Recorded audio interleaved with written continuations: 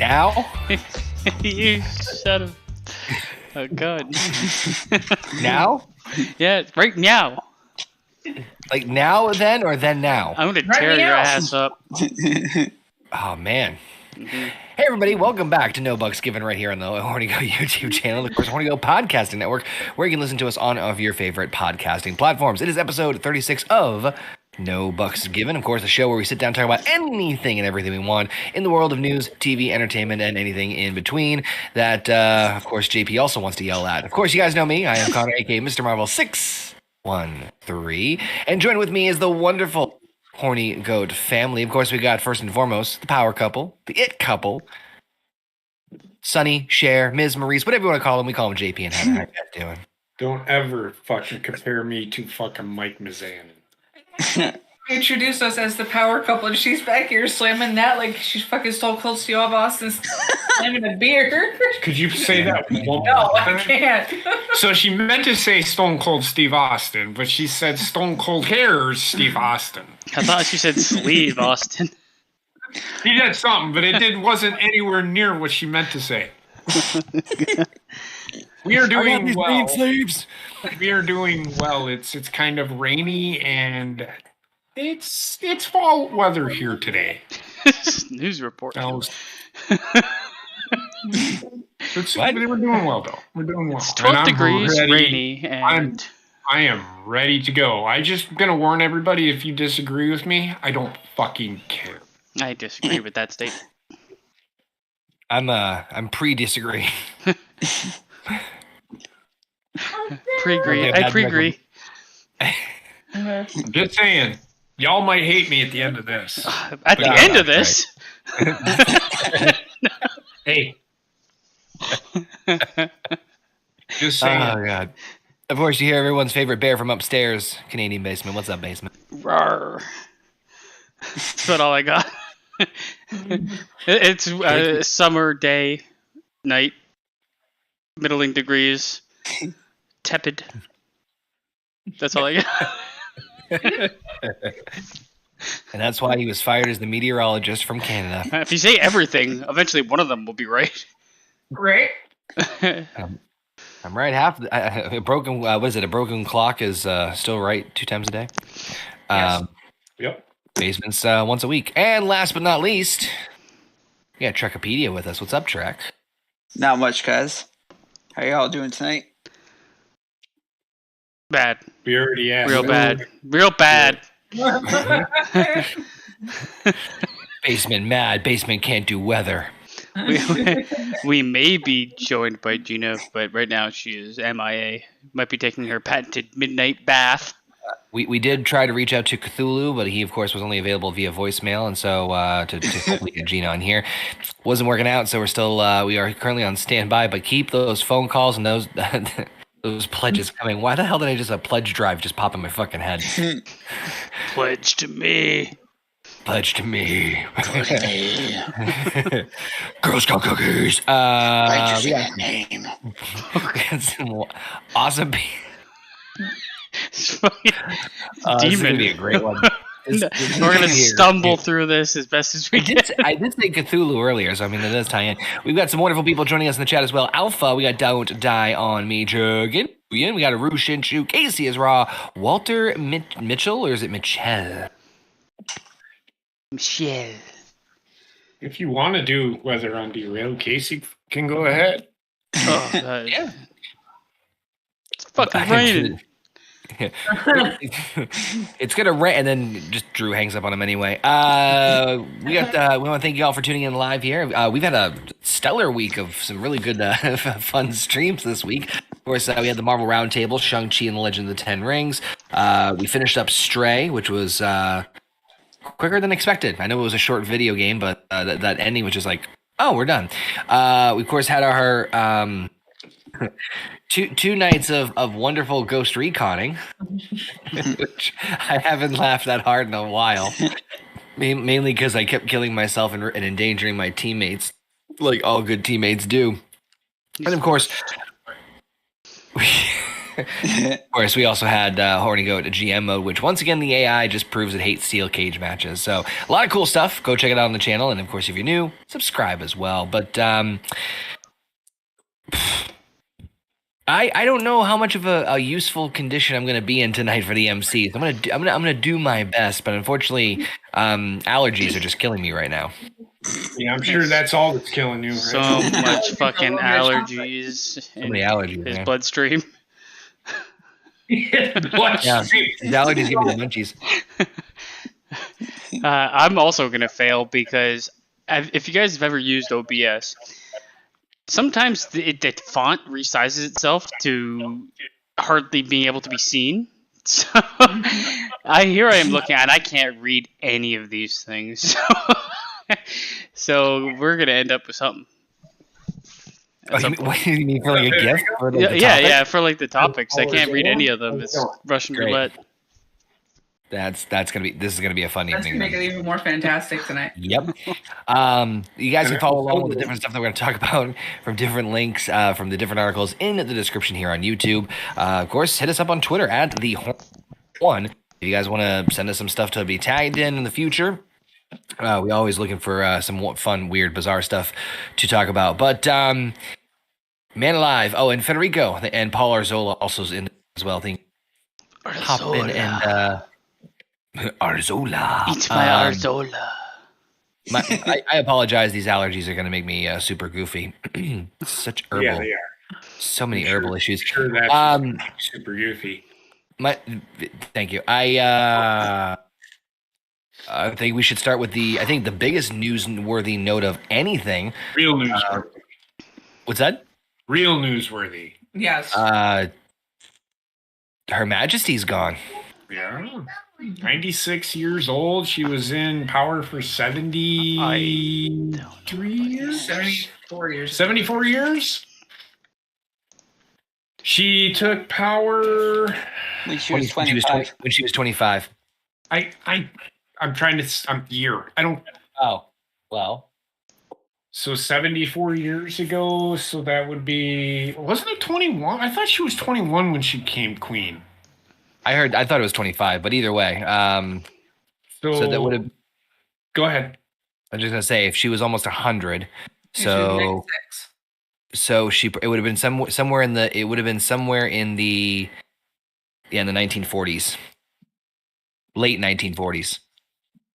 So she was there pretty much right before right as World War II ended when she took power. Yeah. Or I'm okay. I'm gonna say this: she didn't take power. She has no power. The only power she has is she was really fucking rich, and she was very influential. Am I correct in that assessment? I think Basement would know the best meta out of everybody because he's That's technically why under. I said. I mean, we talked about this last night. Well, I mean, She has no Literal power. literal power. She's just a figurehead. she's a cog in the machine that produces outcome of power. The most confusing way to say anything. I gotcha. Dude, of all nights, should try and fuck with my head. She's just basically a figurehead, and yeah, like it's the idea of power running through there that just doesn't exist. Obviously, it's a board of directors, a board of government that kind of passes and fails, and several different boards of several different governments that work together. So she's not. Even if you did predict her death, Casey, I wouldn't hold it against you. She was a fucking step away for the last 6 years. Yeah,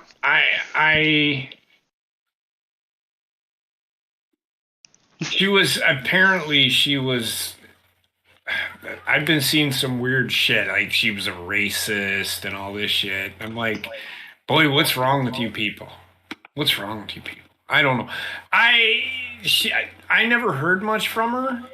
She didn't seem like a bad person to me. I don't know.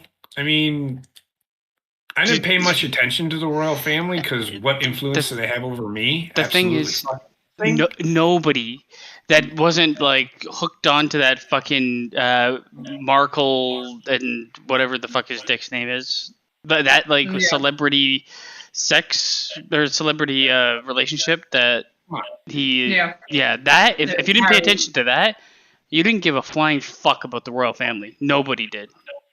Like, in all honesty, she's 96 years old and she died. What the fuck is that? Like, oh my god. Well, come on. What other outcome are you gonna have here?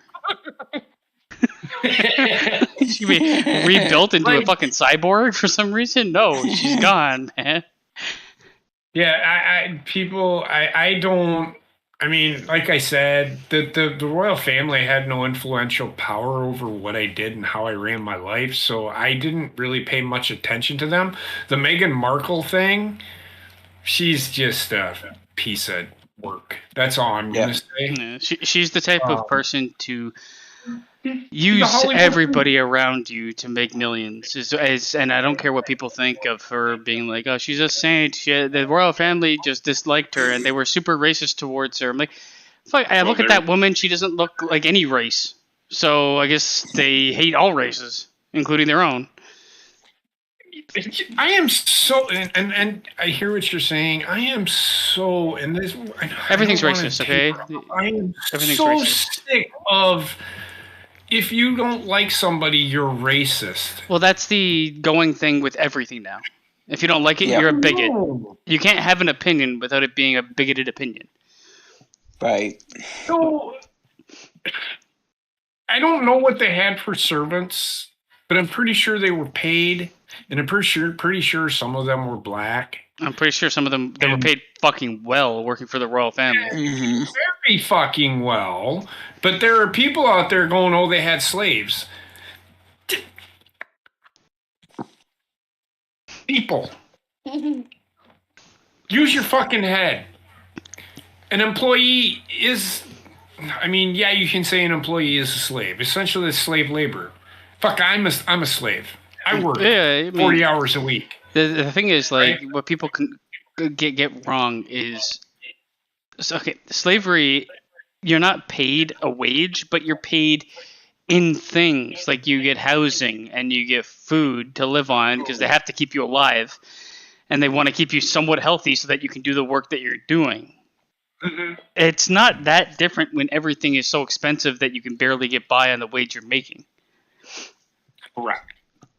So there's paid work that is akin to like slavery work, and the biggest difference is obviously the fucking physical abuse and ownership, which is where the heart of the slavery was. Stems from, yeah. Yep. Yeah. So I mean, but I mean, I think people see old white and they think slave owner. Like I think it's just not realizing that old white was also the people that liberated slaves. It was, he just sits the way it is. We cool, bro? We cool? Right, and it's akin to the thing that I was told, not just, with the canceling of the student debt. I don't know if I told you this, or said this, but because I was able to pay off my student loan, I'm rich. Yeah, you're making $100,000 a year. No, and that's the arbitrary numbers they come up with have nothing to do with you as like even if you were making $100,000 a year, say you had like a huge amount of expenses that had to do with medical issues or something else, you're still like okay, and you like the thing is it kills like I think everybody should have just instead of like giving money back, they should have just said, well, now we're gonna make school really cheap. Well, there's nothing wrong with that. Force banks on student and medical loans. Make school cheaper. A low interest rate on that. But when you try to make reparations with anybody, it can never be done. Like you're trying to like turn something into just a blanket statement, which is just not possible. We did it here with the CERB shit, and a lot of people that didn't deserve money got money, and a lot of people that didn't qualify. Right. Like a lot of people that needed the money didn't qualify by like $100 or whatever, and they're like, nope. Or you worked too many days. You made nothing last year, but you worked too many days, so you don't qualify for the CERB. I mean, I will be going back. I just thought I'd point that out. Going back to the Queen, I don't think she's a bad person at all. I don't know really anything about her except she was old and lived forever. Yeah, I mean, Well, until when she didn't. She's on my money, but that doesn't mean I know a lot. I mean, I did see the thing that was put in the King Charles now, excuse me, with the whole you need to clear this stuff out. What the fuck is that? That's pretty bad look for him. So this guy is a spoiled, rotten brat. Mm-hmm. Yeah, well, I think they all kind of are that way. Yeah. And people are like, "Oh, the Queen, she was working until she died." I'm like, I don't think she really ever worked properly a day in her life. If you mean work, i.e. existing, then yeah.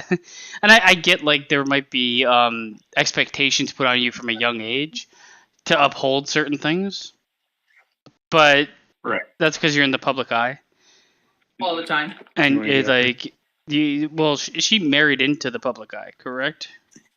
Who did? The Queen? No, Her husband did. her husband did. Oh, okay.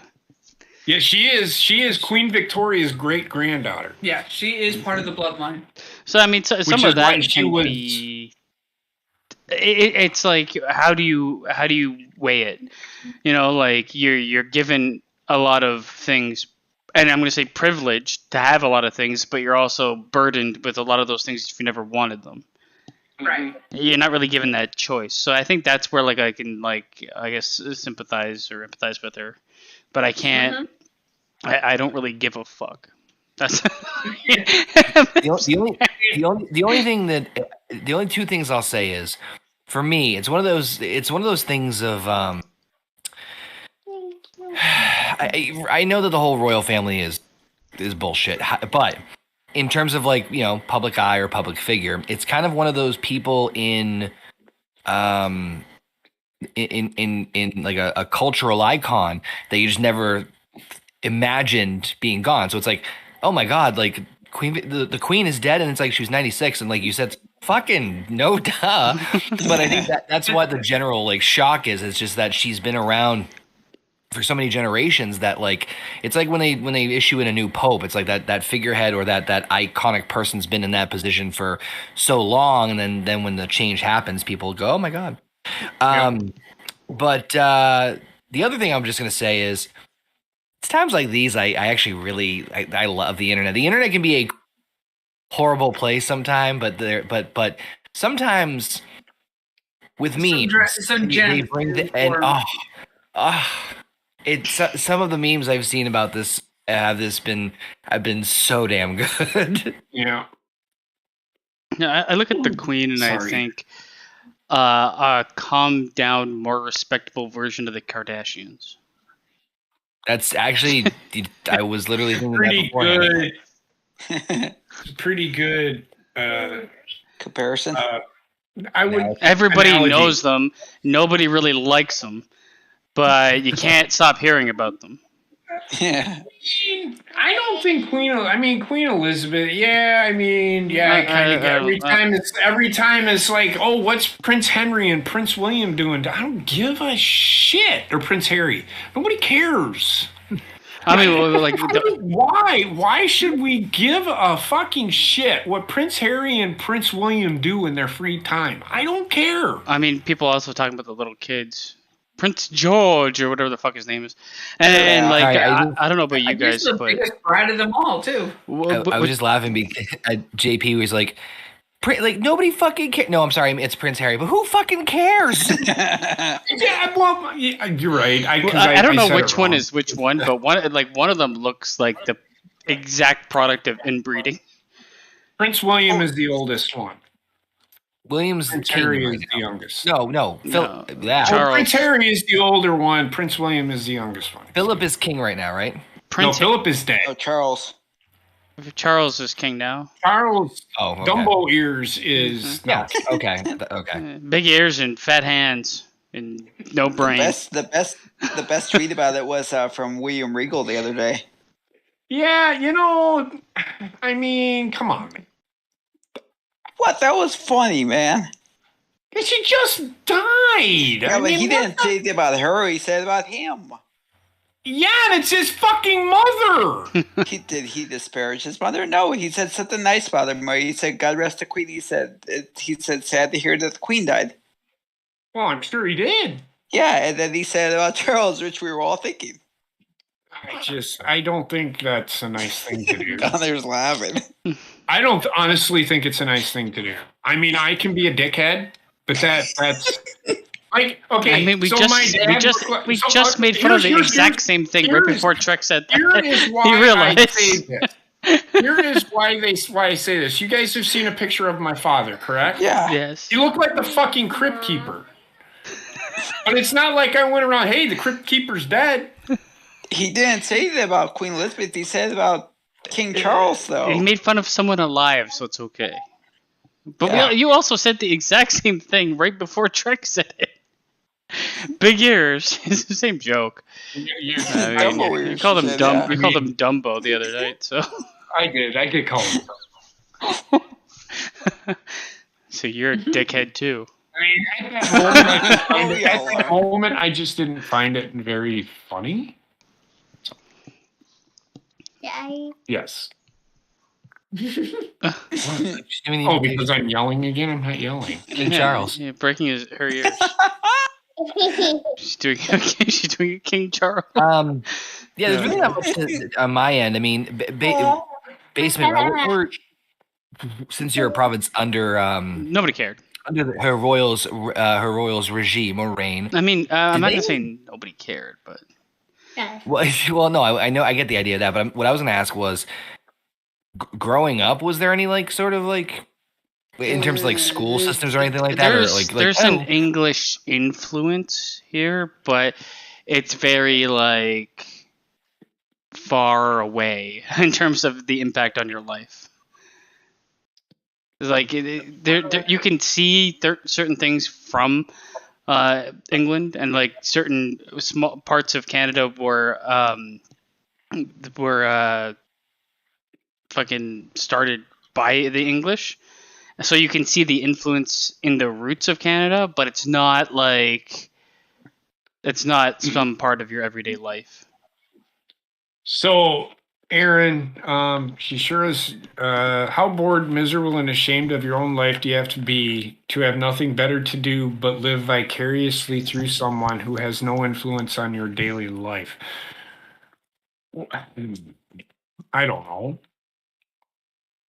I don't think the Queen was that bad of a person. Apparently, she was a pretty.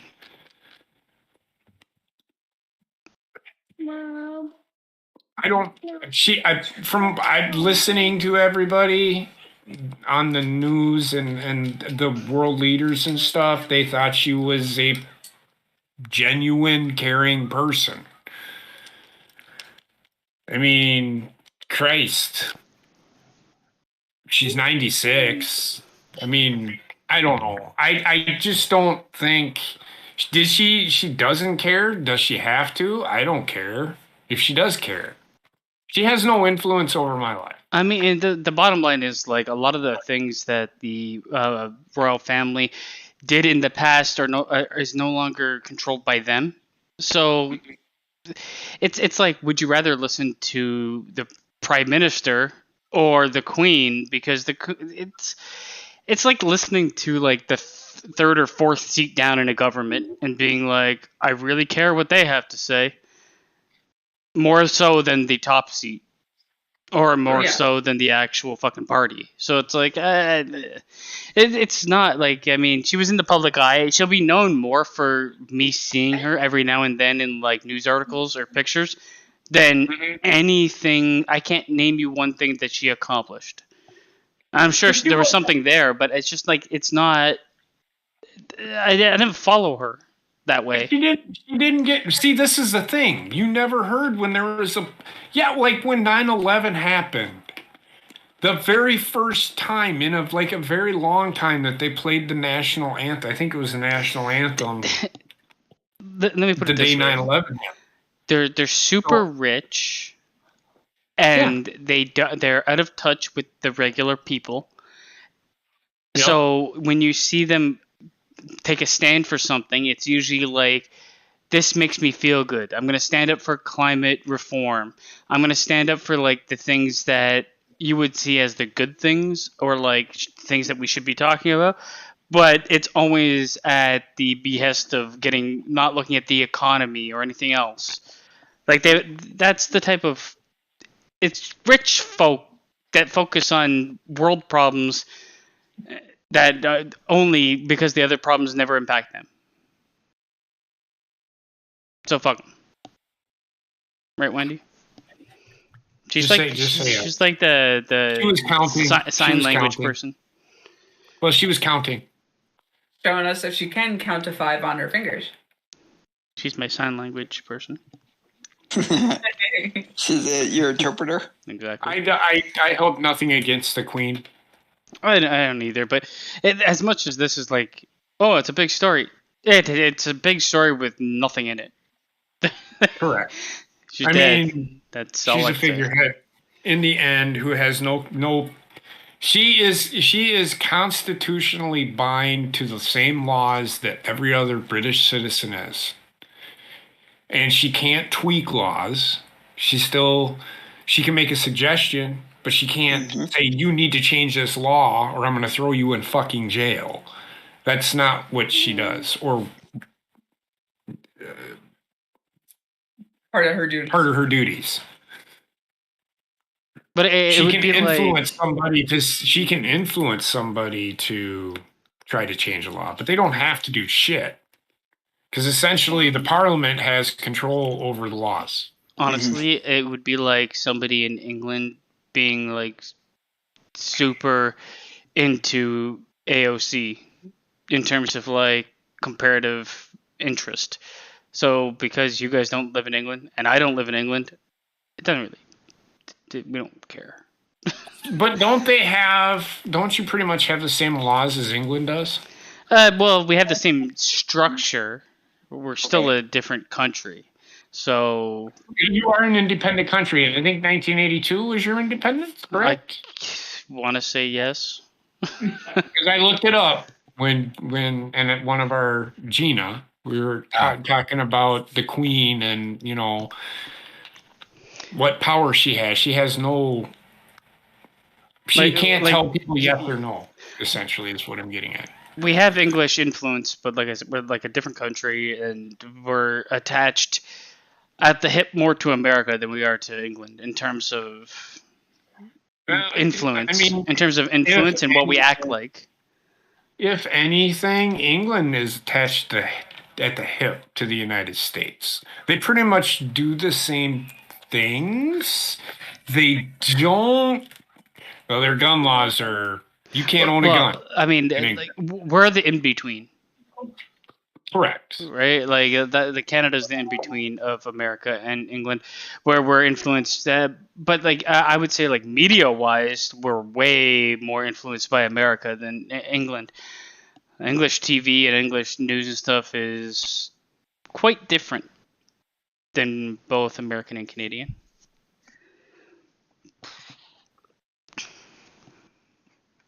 All right, fuck the Queen. I don't want to talk about her anymore. It's fine. It's fine. She died. God rest. Now you have to say God save Dumbo.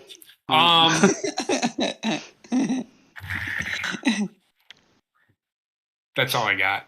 She was 96. She was not, but she wasn't a bad person. Like I see a lot of people making her out to be, from what I'm seeing. That's all I'm saying.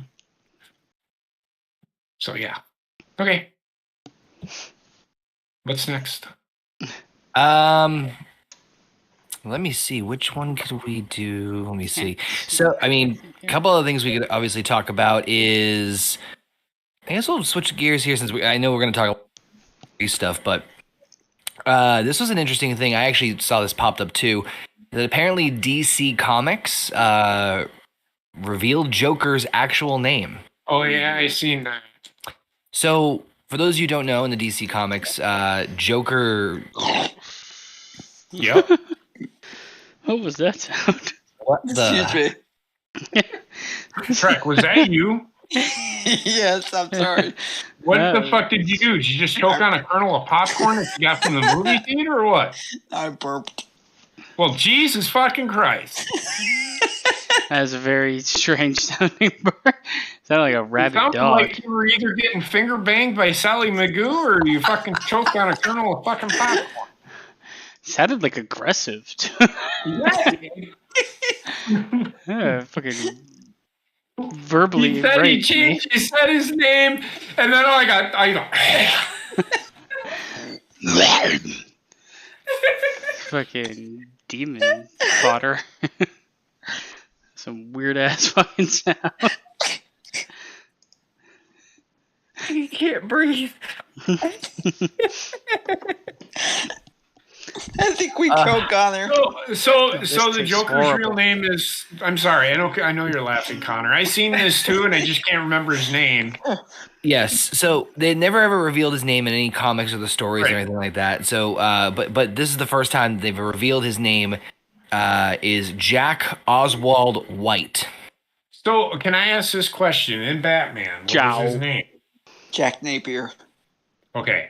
So they've teased along that I think Jack. I would have said Jack because Joker, Jack, get Yeah. it, Yeah. got it, good.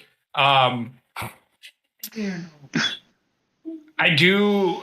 See, I always thought it was Jack Napier, like that one. And it's fine. That's fine. So that just tells me that Batman is not canon. The one with Michael Keaton. I don't think any of them, but I mean, There's really no clear-cut winner for that one there. Yeah. I mean, that's the thing is that there's been obviously the Joker movie and other Batman iterations, like I think in film that have even the animated series. I think also revealed his name. I think towards the very very end of what his name was. So I mean, not too. I think this is the first time in the comics where something's canon that they actually announce what his name is or what his name used to be. But yeah, I'm right there with you. Not too really surprised at this one. I mean, I've never really cared what the real name was. I thought the Joker is the Joker to me. The Penguin is the Penguin. Catwoman is Catwoman. Catwoman is Catwoman. Riddler is Riddler. Riddler is Riddler. Well, like Riddler, an Edward Nigma. It Yeah. was such a great play. Enigma, an enigma. It got a little Something goofy that there. Yeah, towards the end it got goofy. We always knew that Harvey Dent It was Two-Face. was Two-Face. I do like that Harvey Dent was a lawyer, the district attorney or assistant DA or whatever. Mm-hmm.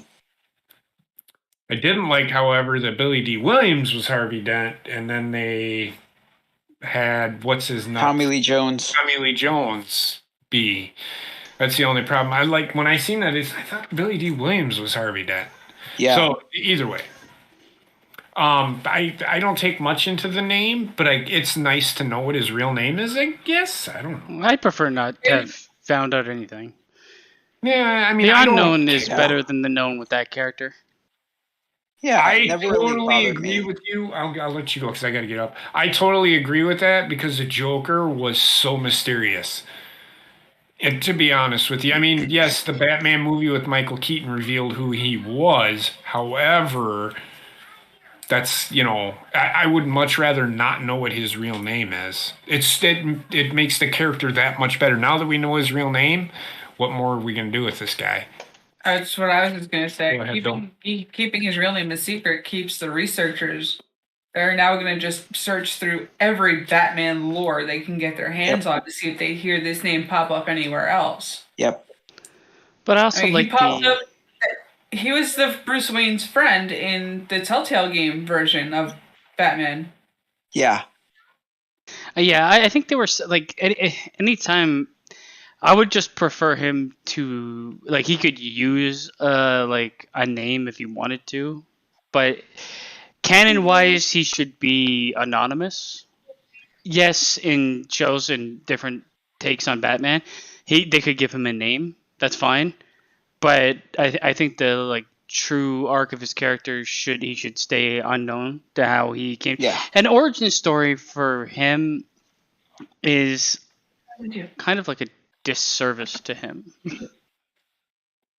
Well, it And I makes guess you wonder how long. they did the best job they could in that movie, Joker.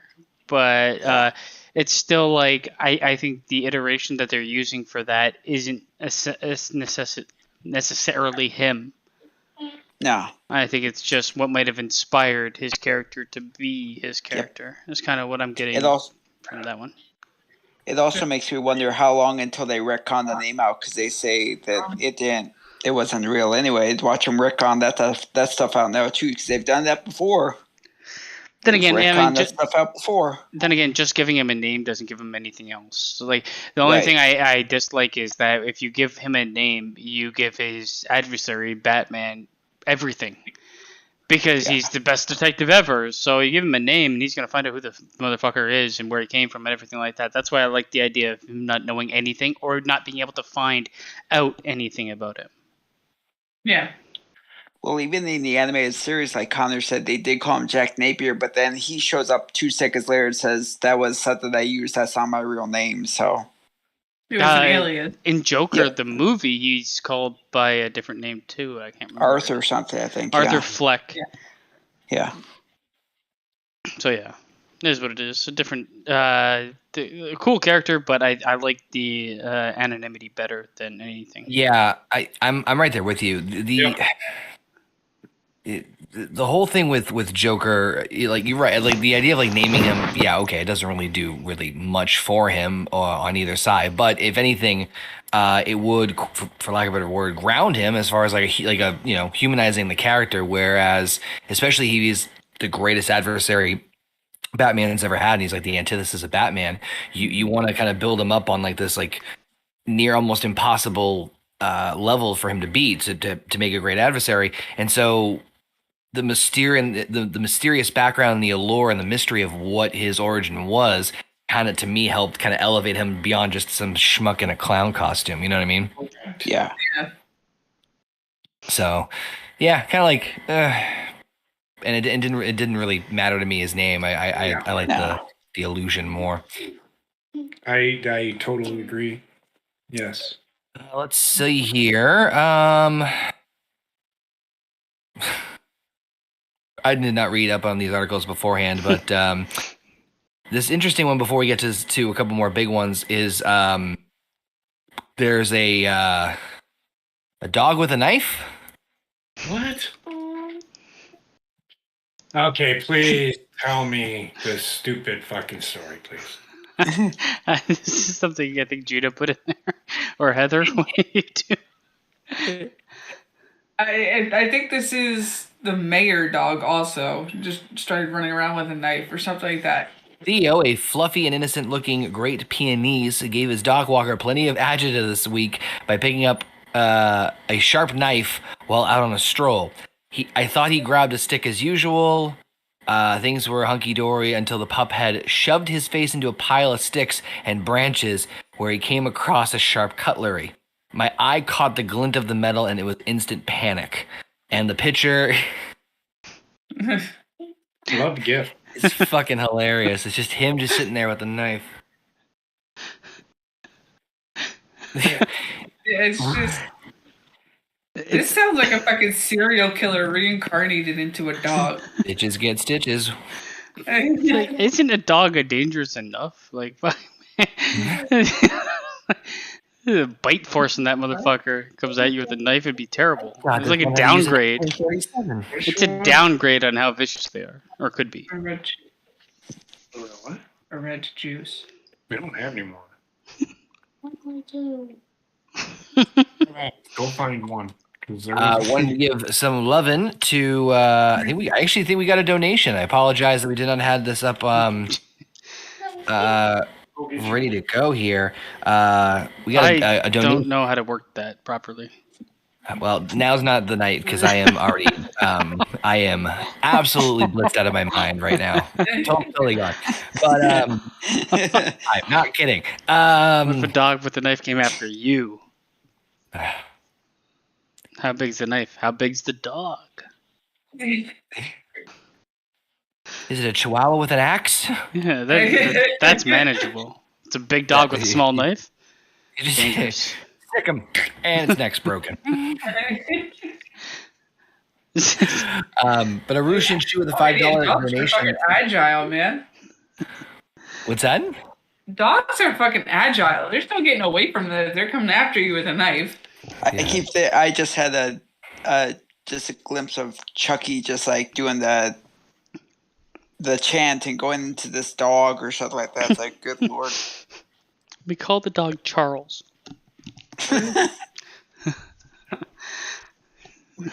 I beg of you. Just picture it now. That's gonna be season. They got season 2 of Chucky coming up. That'll be season 3. Oh god, I saw the first season of Chucky, and it's okay. I like Chucky, so I'll give it a pass. But if you don't like Chucky, you're gonna hate that fucking show. I can tell you that. Right. I just seeing the previews for it each week. It's just like, this is not enticing me to watch, and I love Chucky. It kind of lost me when I saw like 2 gay preteens kiss each other, and it'd be like a big point. It's the show. As it usually is with horror involved items. Want to just mention real quick earlier, we got a shoe. Donated $5. He said, "Why couldn't the Joker's name be J.P. Bakerfield?" God, imagine that was too on the nose. There's always the sequel. There's always reboots. Imagine JP as the Joker. Joker, please. He'd make a better Harvey Dent. Who? You want to know how I got these broken ankles? Motherfucker. You Sasquatch looking bitch. Whoa. Yeah.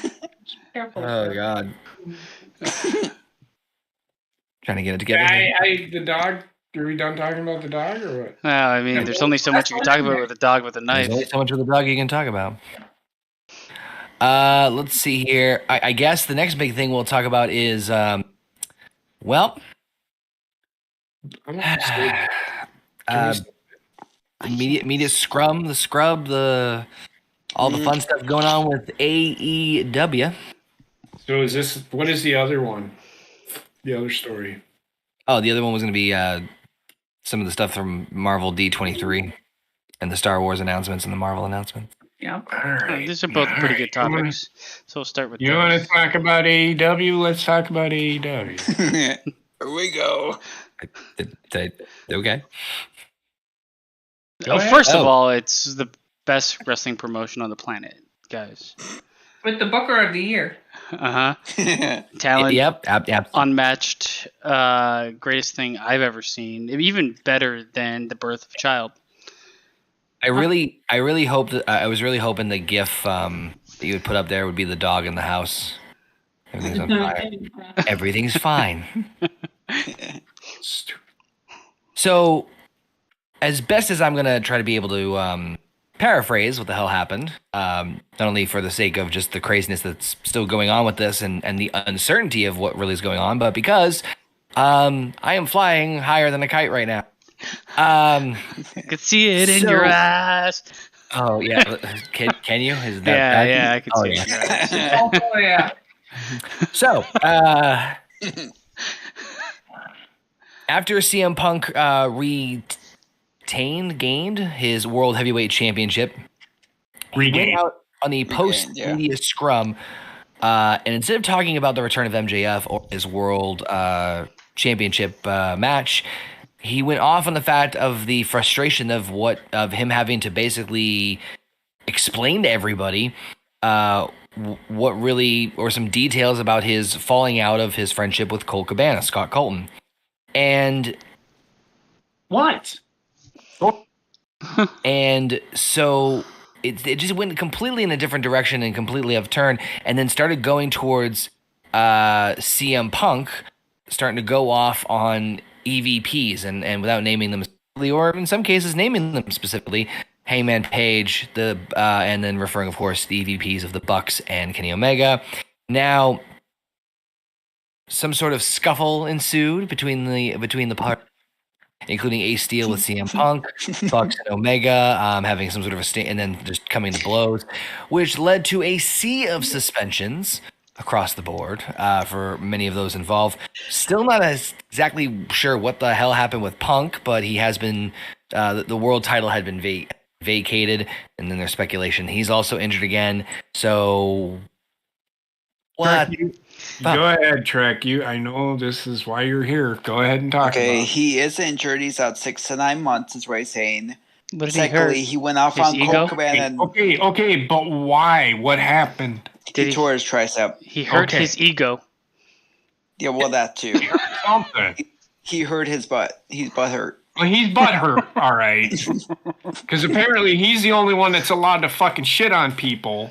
Yep. And then when nobody- somebody shits on him, he gets all butthurt pissy. over it because he thinks he's the end-all be-all of every fucking wrestling company that's ever fucking existed. CM Punk thinks he is the fucking reason wrestling exists today. CM Punk needs to, this is why I fucking hate the guy. I've never liked the guy. The guy is a fucking clown. He's a crybaby back bitch that just needs to fucking go away. Go ahead, Trek. I'm sorry. And then that's okay. I thought it was funny that he's saying all this shit while Tony Khan's just sitting there looking like the embarrassed kid in a second grade class. He tried to shut Punk down, and Punk just like pretty much talked over him. Oh, well, that's because CM Punk again. This is the problem with Tony Khan. Tony Khan's a bitch. He's bitch made. He has no control over his roster at all. He sits here and sits up on his high and mighty high horse saying he's pissed off at fucking WWE. Says this isn't, the fuckers, they're not fair. What the fuck are you talking about? He's Dude. mad because that he says, "Oh, we ran Labor Day last You 2 know years." why? And now You they know make why us- Tony Khan is mad at WWE? Because They he do it didn't better think than they were him. going to be able to turn things around. Yep. Well, the thing And I he don't knows get, he's a shit prick without a fucking paddle right now. like watching that whole interaction, right? And there comes a time where Tony Khan is like he just nothing seems to like make sense to me because I'm not like huge in on this fucking Twitter scene of wrestling. I see bits and pieces, but let me ask you this: if you didn't follow everything that they were doing on Twitter and you were just a fan of AEW, would this fucking thing make any sense to you? No. It's like the assumption that everybody's munching at the ball sack of CM Punk's Twitter for him to go off on pay-per-view television and be like, hey, the Colt Cabana has a bank account with his mom. And I was like, what the fuck are you even talking about, man? You just won a title. Yeah. And It has nothing to do with Colt this. Cabana, because he didn't give him his fucking money. I back. don't care about Colt. And this is why does everybody give a shit? Like nobody cares about this. This is why the event. Are you bringing up the company or are you like stuck in the past of people keep telling me about Colt Cabana and people keep bringing this up and I can't go through an interview. I'm like, shut the fuck up, man. Shut the fuck up. Talk about the belt you won or get the fuck off the stage. This is where fucking fuzzy head McGee over here, Tony Khan, needs to like stand up and be like, talk about what we just did or get the fuck out of here. This is fucking puberty head cunt. So Tony Khan is trying to run this like the NFL does. Having press By conferences being a fucking did his penis suck back inside himself? I don't know. But trying to have press conferences after events, okay? That I'm not against. I'm okay with it, but New he Japan has no did this. control over his roster when they come out and fucking do this shit. You get a bunch of They egomaniacs just go off together. on something that has nothing to do with the pay-per-view that just fucking happened. Like Basement said, this guy is the problem. Tony Khan is a fan of wrestling that thinks because he has money, can book a fucking show. Yep. That is it. He does do some things right, but more often than not, he does dumb fucking things. Just like the booking of the ROH title on On AEW. AEW and changing the title. He has another fucking show called Ring of Honor. Put it on there.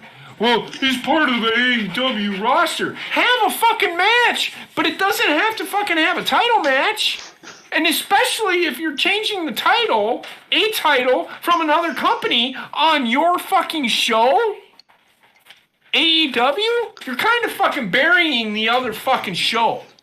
And I know that show only has like 100,000 viewers. But my point is, you are killing your other show by doing this shit. Yep. You know what? I think is also like, a lot of people probably disagree with me, but I think that what I would do if I was in Tony Khan's position and pushed out and this shit happened, I ain't like, forget about doing it behind closed doors. I am bringing these people out and I am passing judgment on them in front of the camera so that they can feel what they did to my company so they don't do it again. He had that opportunity on Wednesday. Did not do it. Did not do No, it. and it's like you either fight fire with fire or you double down on what I see he is. Now, the funny part about somebody needs to call like this activity out. It's like, oh well, Twitter's going crazy. The IWC is going crazy with rumors. I'm like, be a man, step up, take them out in front of the fan base, and say, like, basically make an example out of them. The judicial system does this all the time. You have to, in this case, this is what I would do, or else it's over. In my mind, it's over for that brand. Here's what I would have done. I would have said, if I was Tony Khan, I would have gone to the ring. You are speaking, you're not being a character. This is company business. You are going out to the front of the ring and you're like, if I was Tony Khan, I would have said, I need to see CM Punk, Kenny Omega, and the Young Bucks. And Easteel. In the ring right now. They come out there and he looks at them and he goes, you're suspended, you're suspended, you're suspended, and you're suspended for the bullshit you guys did last night. Lay your belts down, the titles are vacated. And I guarantee you would have seen jaws drop. But he didn't fucking do that. Because he's a bitch. Like, the problem is he's a bitch. Oh God! From out of the shadows, she arises. Gina, what's up? Guys? I'm so sorry. My fucking stomach has been eating itself alive for the past hour and a half. Same. It's okay, Gina. I just got over it somehow. It's okay. I'm still nauseous as fuck, but I'm here. So. I just, my God, man, he had a real opportunity on Wednesday and just laid a fucking egg. He has no balls. He has none. The guy has no fucking balls. What the hell what do you think about what happened with everything with AEW from last week or 5 days ago, 6 days ago, whatever it was? I honestly agree with JP. Tony Khan has absolutely no balls. Like, if he was going to pull the trigger and do something, it should have happened this past Wednesday, and nothing was fucking done. So here's and I do want to point out, sorry, JP. I do want to point out that Cody Rhodes actually tweeted out like last week, and you wonder why I left, and then he actually ended up deleting it because he deleted it like shortly after because he must have realized, that's probably not a good idea. Well, I mean, it hurts his relationship more with WWE, but it hurts his relationship with other wrestlers. I don't think he gives a flying shit about Tony Khan because I don't think he's ever going back to AEW or even entertaining the idea. No. What I said basically, Gina, was that there was a moment in time for him to like call out the people involved and make it public instead of doing it behind closed doors to kind of save face for himself because he needs that badly, and he did not do it. I will say this during that interview because I did watch it. I did watch the interview, and he did say, if you have a problem with me, CM Punk did. Come find me. Mm-hmm. And the Young Bucks, and I will give the Young Bucks credit, they went and talked to him, and apparently he flew off the fucking handle. Yep, he threw the first punch. Who did? Wait, who did? CM Punk. Punk? CM Punk. Oh. Who the fuck fuck is H So- Steel? Yeah, I So don't know. for all of you fucking AEW fans that are fucking pissed at Tony Khan for suspending the Young Bucks and Kenny Omega, they should have been. They were involved in it too. Yep. Okay. Well, did Punk Should they get fire CM suspended? Punk? I think they Yeah, should fire it's- CM Punk. they all should have got fired him. suspended. They should have never brought the guy on. They all got They should've suspended. never Their brought the guy titles got taken away. Vacated. But- They- and then- So there is no it's- interim. Yeah, there is yeah. no interim champion. All the of titles them. are vacated. But they all of the they participants. Oh, gotcha. it's still it's so behind closed doors that it's like you don't air your laundry and then hide the fucking right. Evidence. aftermath. Like, come on. Here's the thing. Oh God, I forget his name. Basement, you like that guy? He comes out. He's dressed like fucking Jafar from Aladdin. What the hell's his name? I can't. Here we go. Jinder Mahal. Jafar? No. From AEW. He wears the fucking genie pants. What? He fights with fucking Dean Ambrose all the time. And with I Jon like this Moxley. guy. Yes, he's bald guy. Bald guy in Uh, genie pants that wrestles From with New York. Moxley. No, he's from New York. Oh my God, what is his name? Bald guy from New York in genie pants. Sanjay Dutt. Will Smith. No. No. Hold on, I gotta look this up. Are you trying to say Eddie Kingston? Thank you. There you My go. I don't mind like just- this guy. My stomach is so upset. Pants, those are shorts. Well, whatever. They're Jafar pants to me. But anyway, I don't like this guy. What do you say? I like this guy. you said that you liked him. But anyways, I was actually reading. Yeah, I was actually reading something that Sorry, he failed to Fuck take his off his jacket. shirt. I thought he was. God. I thought he was doing like a hockey here, pull motherfucker. over his head. It's menopause. I was reading something from Eddie Kingston the other day. It was like a direct quote that he had said, and he said flat out, he's like, and everybody wonders why I have not, he said, I have not hidden the fact that I cannot stand CM Punk. He said he's not a good person.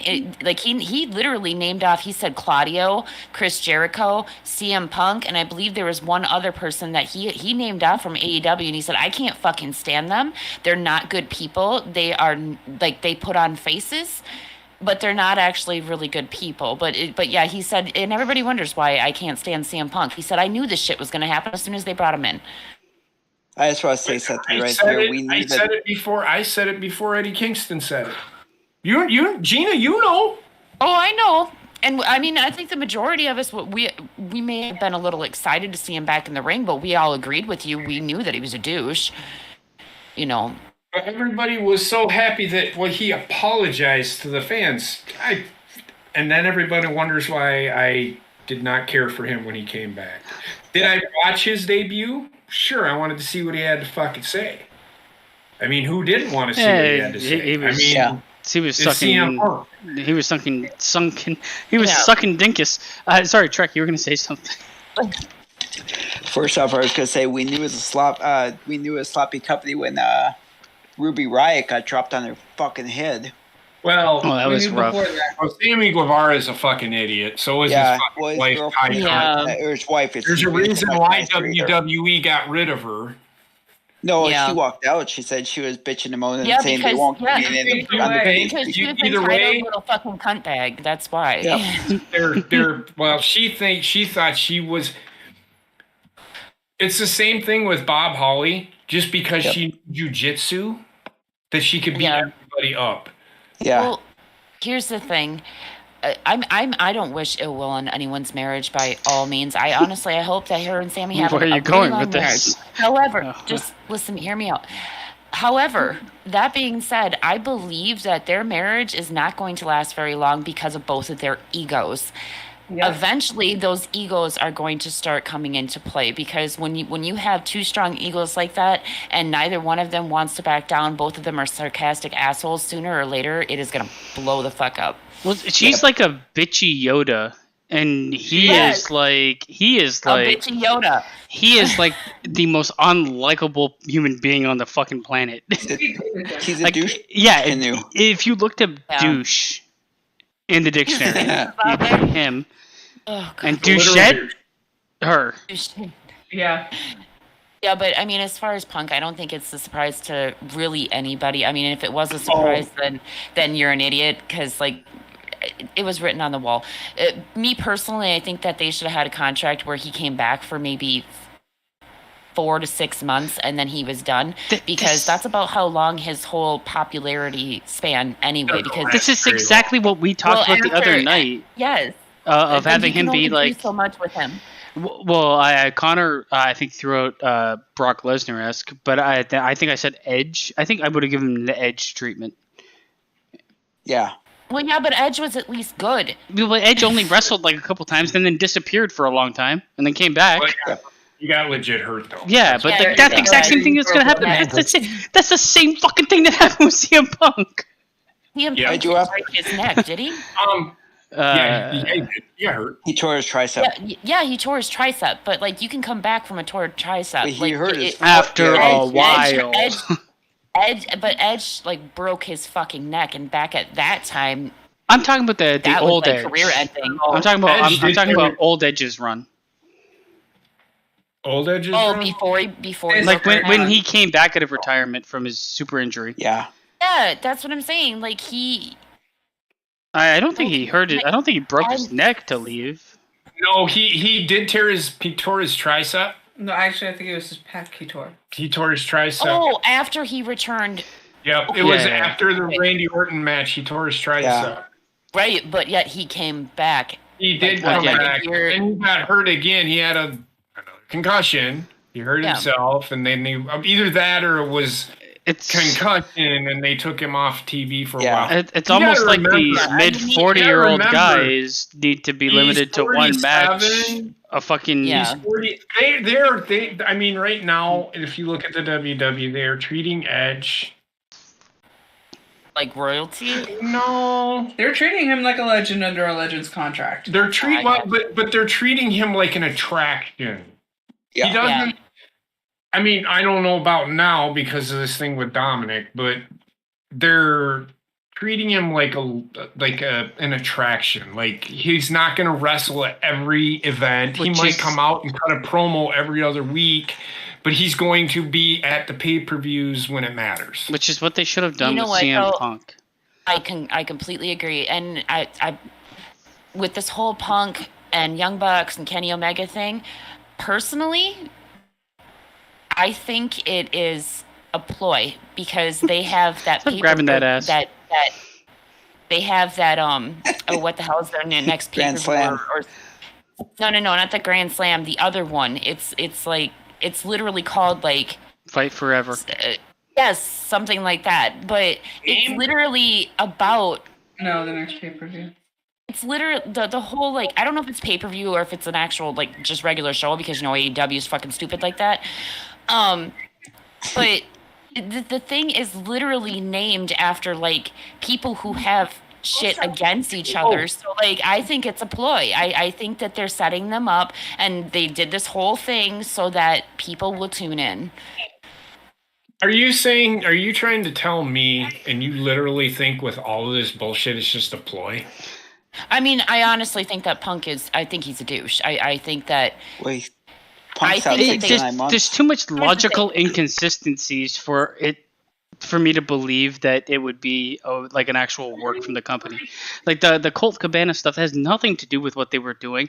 What the fuck is going on with Colt Cabana? Well, like he brought up Colt Cabana. Okay, so him and CM Punk CM Punk were really good friends, and they did a podcast together. And then apparently he owed CM Punk money, and that's where this whole thing. Yeah, they ended up in court. Yeah, I remember. Yeah, and he's like, and then he comes out on this, and if you're looking at the GIF, this is him saying, right at this time, he's talking about Colt Cabana. Well, he's talking about the executive vice presidents. This is the point where he's saying the executive vice presidents and the people that he hires. But then he also said another thing that kind of fucking pissed me off. Well, he has me working with fucking idiots. No, he wants me to work with pricks all the time. Well, everybody he's wrestled is one of the top guys in their company. So everybody he works with is a fucking prick. Well, the only ones he put over were Moxley, Danhausen, Adam Cole. But I can tell you right now, if CM Punk was given an option to put anybody over, he wouldn't put anybody over. No, but he was praising them, saying how nice they are and how easy to work with. Like, yeah, because they didn't. Yeah, John Moxley probably wants to punch him in the fucking throat. What leads me to See believe it's definitely not a work is the fact that everything surrounding the incident itself doesn't make sense in a storytelling aspect at all.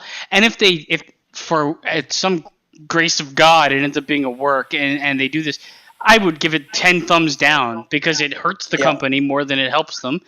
It hurts Also, the championships. where's the Like you strip the first champions of a trios title. Terrible idea. Yeah. You talk about shit that has nothing to do with the pay-per-view. Terrible idea. You make the actual leadership of the company look brain dead. Terrible idea. There's too many things that they've done to lead me to believe that it can't be. And I mean, they might work it in to be like something. Oh, they're going to. You know they will. But like, man, how do you recover from that's making the fun of? show. How do you recover from making the leadership look like buffoonery without a change in leadership? I was saying this in the chat the other day. I'm like, dude, if this was WWE, Vince would not have put up with this shit. As soon as CM Punk started running his mouth, he would have taken the microphone away and said, go cool off right now. You wouldn't see Vince sitting next to Roman Reigns at a press conference like this Well, no, after but media like, I'm just scrum. saying. It just wouldn't The happen. only time, I mean, okay, so WrestleMania 14. 14. WrestleMania 14, he did a press conference after WrestleMania.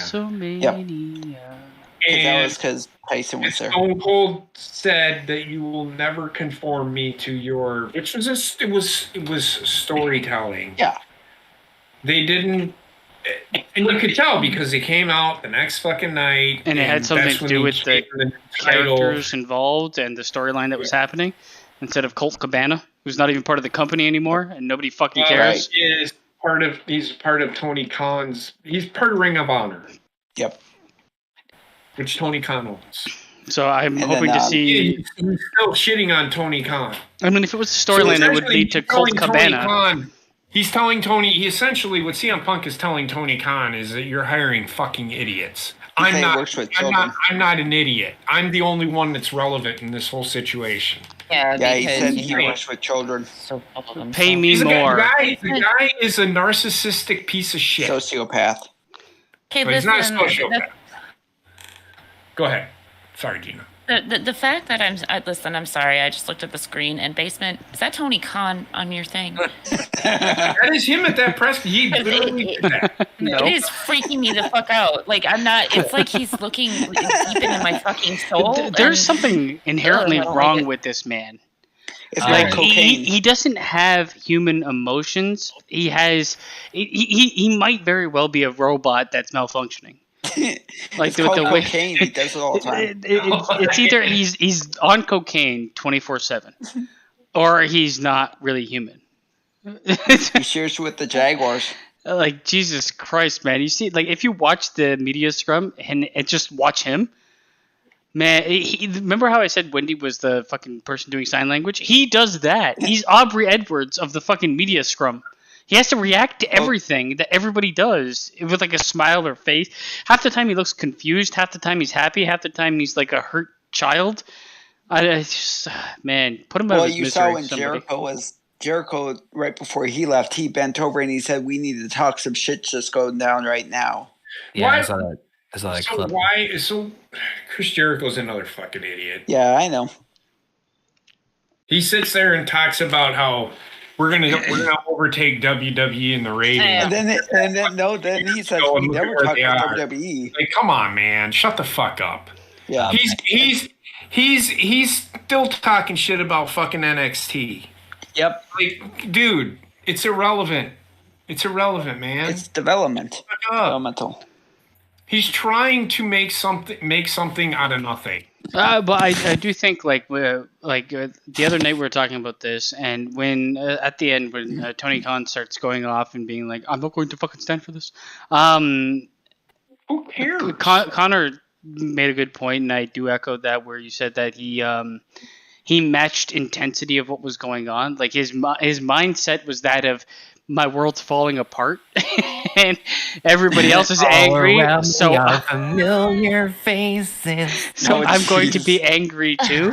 And I think some of his So- statement got misconstrued as like hate towards WWE as much as it's like, I'm not going to take this for his roster exploding in the back.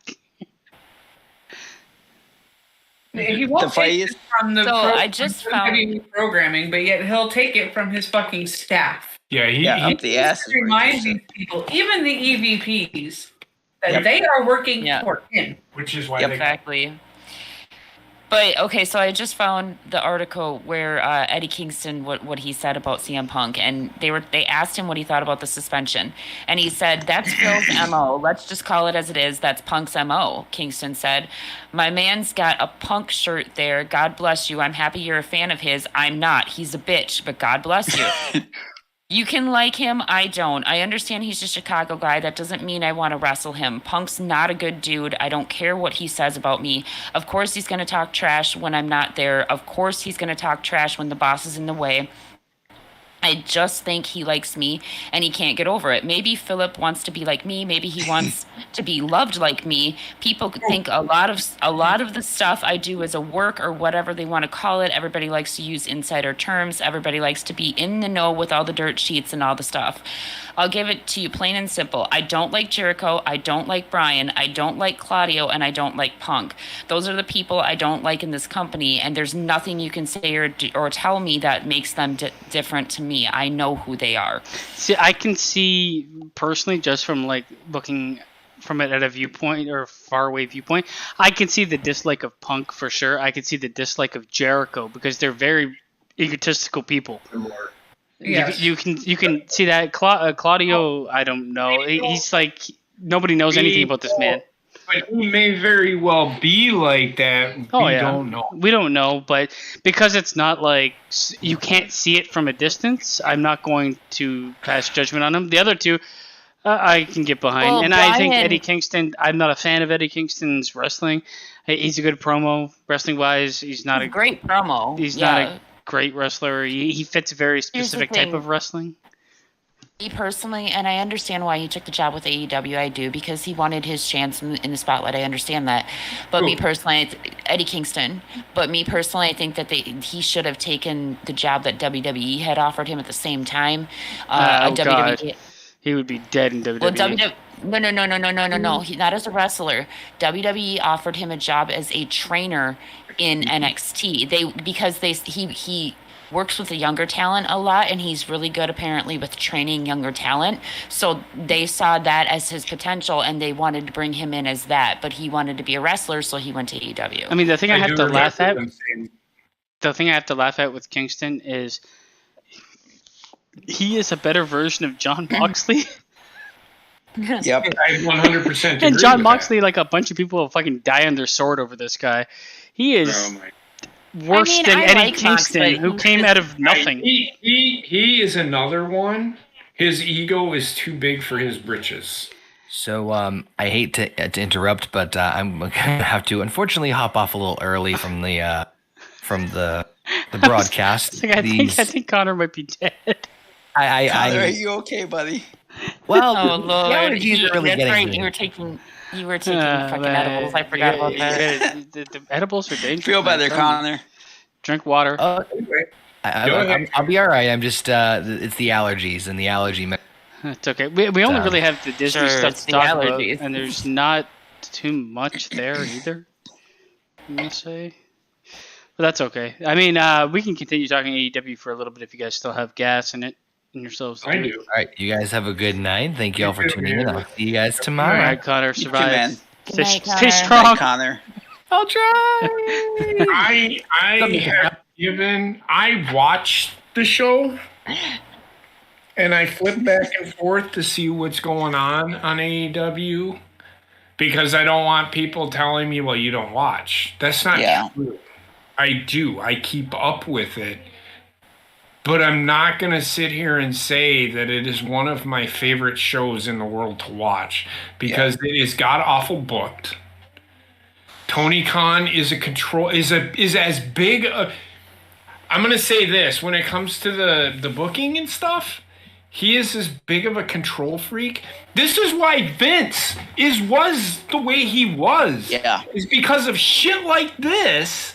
He's like, well, I don't want because this if to you give him happen because we are a publicly traded company. Yes, AEW is not a publicly traded company, but see, AEW would not be publicly traded. It would be, I don't know, is the Khan's company publicly traded? Because if it is, then they are a publicly traded company. If they are, because it falls under that mantra. If they are a publicly traded company, I don't think it is. there ain't no fucking think board it of is. directors that are gonna stand for the way that company's run. Well, that's Well, why Warner here's Bros. Discovery is keeping an here's eye on them, the because if thing. it gets out of control, they're going to put the hammer down. Track. Well, and They wouldn't even here's the invest in thing. it.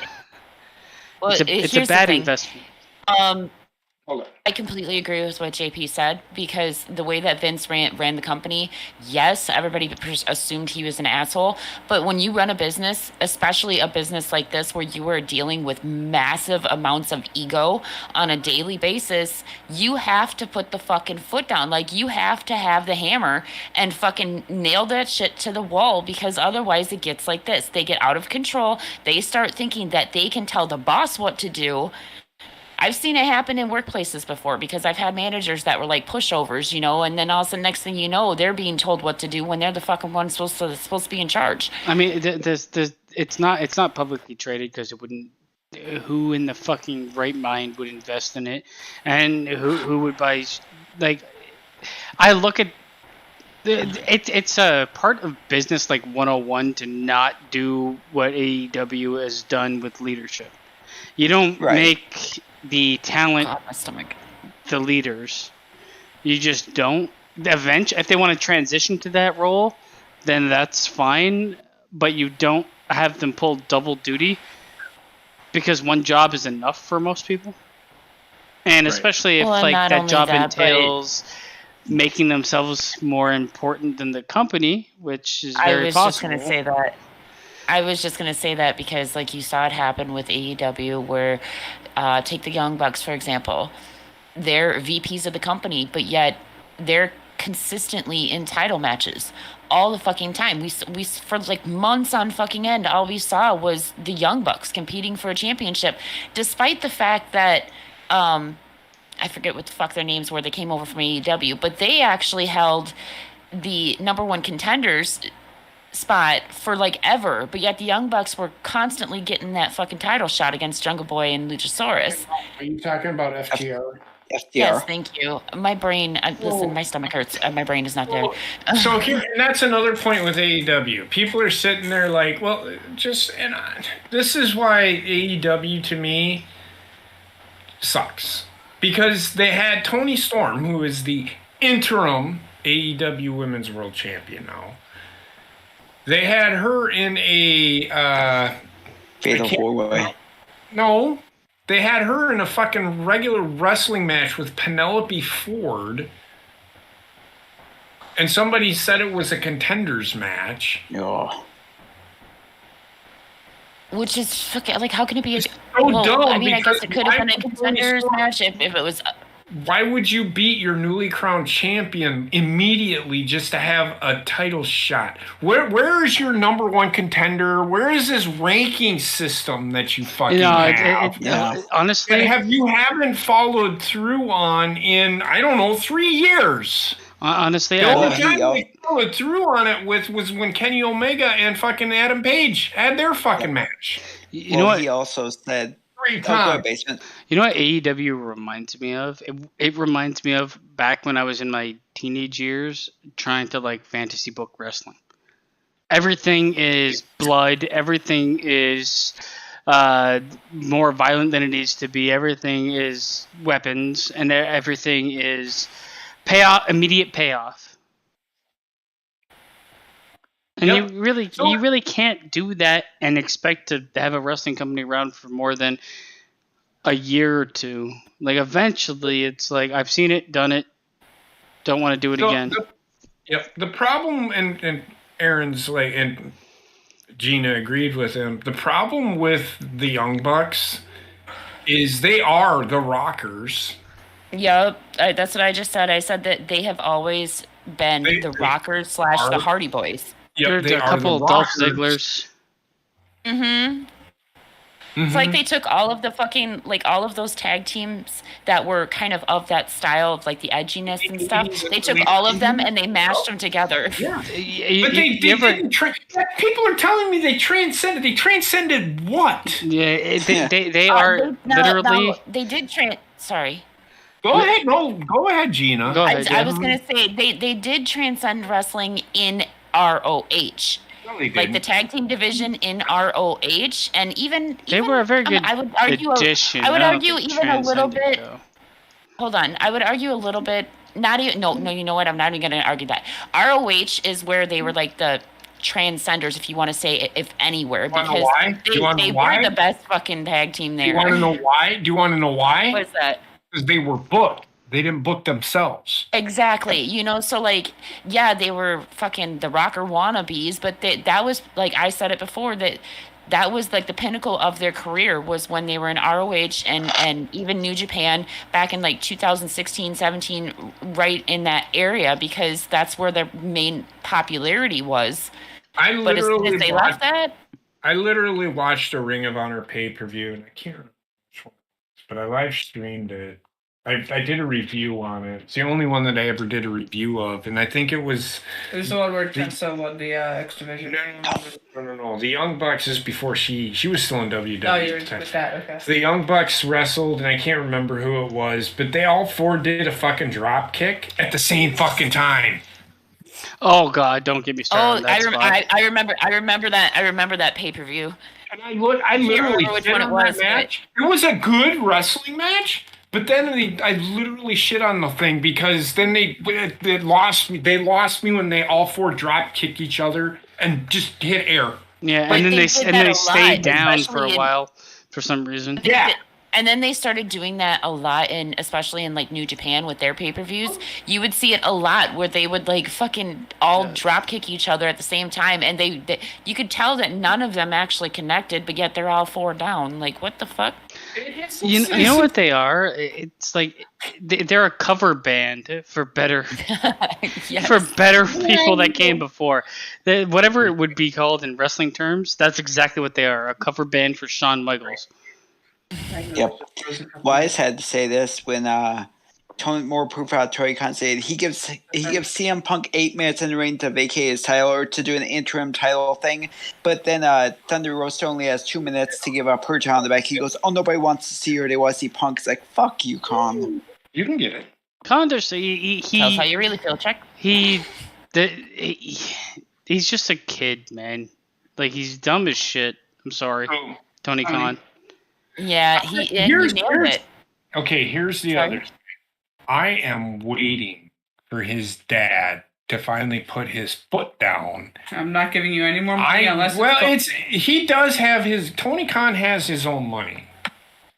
So, I mean, he's the numbers guy for the Jacksonville Jaguars. So he's the one that crunches all the numbers for the salary cap. Okay? He does all of the numbers for his dad. He's a math guy. He's huge into math. So couldn't tell that at all by looking at him. But anyway, go ahead. Wendy's copying me because I'm sitting here trying to. That's what happens when I'm trying to lay down what I'm trying to say. I sit here and pat the. His dad actually owns the fucking company. Tony Khan doesn't own shit. I just looked it up. His dad owns the company. Yeah. Tony Khan does not own the company. And he needs to actually step up and say, if this shit's going to go on. Jesus Christ, Trek. If this shit's going to go on, we're not doing this anymore because you're going to ruin me as a businessman. Because you have no control over the people that I put you in charge of. Now, he is the general manager. He may very well get fired if he's not careful. That's all I'm going to say. That's why did you say that, Gina? I don't know. Something popped up on Discord and I saw the fucking Chris Benoit thing. Yeah, one of my friends sent that to me as being funny. I was like, holy shit, that's Wow. In the end, I Kenny just want to Omega say this: looks when like, I first heard about looks like Sammy the Hagar fight, was juiced up and auditioned for a Terminator movie. I don't know about that. when I first heard about the fight, I thought it was a kayfabe news article because you know it's bad when Ace Steel is fighting people. who the fuck is Ace Steel? He's CM Punk's buddy who trained him. Well, he was a producer. I didn't Yeah, he know that was. either. He's fired now. But is he? He got suspended. Nobody They're said saying anything he's about fired now. I heard. Who said that? He's fired. Nope, he's been suspended. He Nobody's should be been fired yet. Pull that Fired, shit. suspended. It doesn't matter. Move on. The man He's been needs fired. a Henry. And then the smartest person in the whole thing was Hangman Page because he left after his match. He was allowed to go home. He's like, I ain't deal with this shit. I'm going Not home. in this either. Well, And I do want to point that out. What's that? Because he's the one that started this whole fucking thing. Now, I will say this. When she's copying me. When CM Punk comes out and fucking says, I don't like it when, you do this and that, or you drop a pipe bomb on personal shit, it's like, really, dude? You do call it all Peter the Black. fucking time. You did it on your fucking debut promo to AEW. You shit all over WWE, bringing up the fucking doctor that misdiagnosed you. Yeah. Shut the fuck up, dude. He's a Hippocratic cunt. You can't handle it. You shouldn't be in the fucking business. Get the fuck out. And he wasn't in the It's business Sometimes for real that life exact is reason. part of the story. yeah. And he decided to try It's to okay fight when for he real, does it. turned into a lesbian and got his ass beat. It's But okay you know when he what, does though? it, but it's not okay when somebody gives it back to him, so he can't take it, but he can dish it out. You know He's what, a- though? I don't blame Hangman whatsoever for fucking leaving as soon as his match was over because Hangman has never really fit into this company. Like Hangman should have taken Hangman- fucking Triple H's Hangman offer is going to be much better off in WWE. Yeah. in WWE. Yeah. He would go much further, but like, don't know if he will ever leave. and he just sorry. I was just going to say, I agree 100%. I said this. The problem is I don't think he's ever going to leave Kenny Omega and the Young Bucks. And I until think he he will. does, he's going to just be that other guy. I think agree. I think He's he gonna will. he's gonna be drowned He's gonna with them. He's But, gonna be their groupie. They here's the missed thing. a huge opportunity. Because I've said it. I said he was it with that company. He is the guy that they should build the roster around. Not CM Punk, not Bryan Danielson, not Kenny Omega, not the Young Bucks, not even fucking Cody Rhodes. They Not couldn't. Jericho either. They couldn't not Not Jericho WCW either. themselves. Hangman. well, here's the thing. They started. Wrong. Here's the thing. They started doing that, and then the fucking pandemic hit, and then the storyline that Hangman had at the time that was like working with the fans, which was like the fun loving guy, Drinking guy. taking everybody's beer, things like that. It was working with the fans, and it was pushing him up, and then the pandemic hit, and suddenly that character it wouldn't work anymore because the fans are fucking gone, and then they're sitting there like, fuck, now what do we do with them? Because this whole character has to be rewritten. But they shouldn't have had to do that to begin with because Hangman had a good character to begin with. When he was in New Japan, his character was just himself. So they started with Jericho. Himself. He is himself here, but I don't think the American audience gets it. He's himself here now. I'm talking about back when the pandemic hit, when they had him playing that drunk guy. This is what happened with AEW. They started with Jericho as the champ. And we were like, okay, I can see why they would choose somebody that's established, a big name. Then it was time to build new prospects, and they didn't because they put in whatever reason, pandemic, anything else. Then it went to I don't know if it was Moxley or it was Moxley, then Kenny Omega, then back to Moxley, right? Yep. Yeah. No, Yeah. wasn't because didn't he take title off Kenny Omega? No, Kenny No. took it off him. He stole it from that one thing. Moxley. I thought it was beat Moxley. Jericho Moxley beat Jericho at the very first Double or Nothing. So Correct. first mistake, going from Jericho to Moxley. Doing the belt collector stuff. Moxley isn't a talent that at that point in time, like you got two now champions that aren't really known for AEW.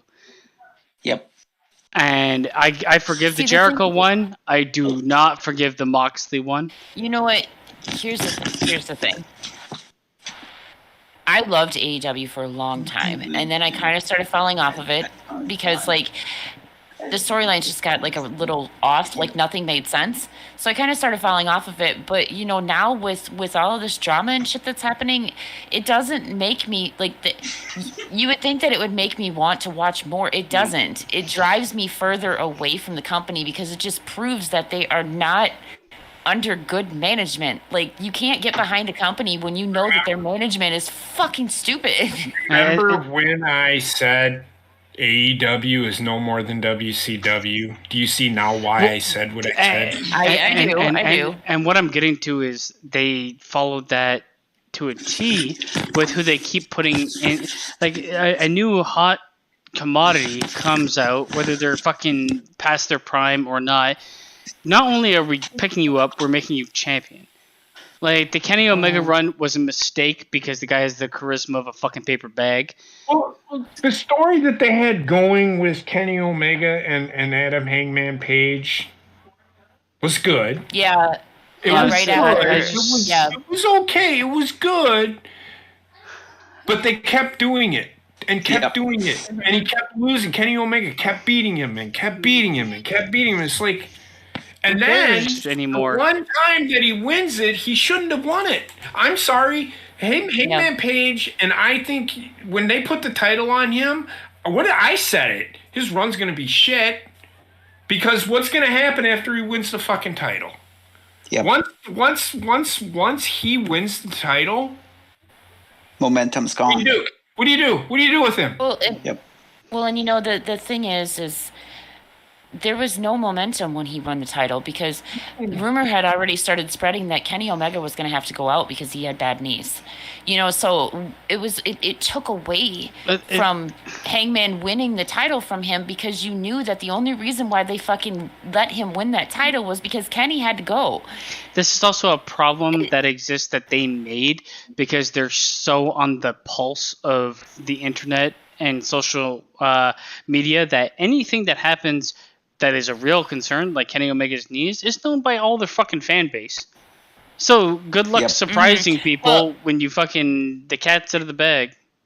Well, and here's the thing, you know, Kenny Omega, there's a huge difference between Kenny Omega now and Kenny Omega back in like 2017 and prior. You know, I'd say 2017 because that's when his like whole rivalry with Okada started. And Kenny Omega's dumb as shit. In my opinion, that's like.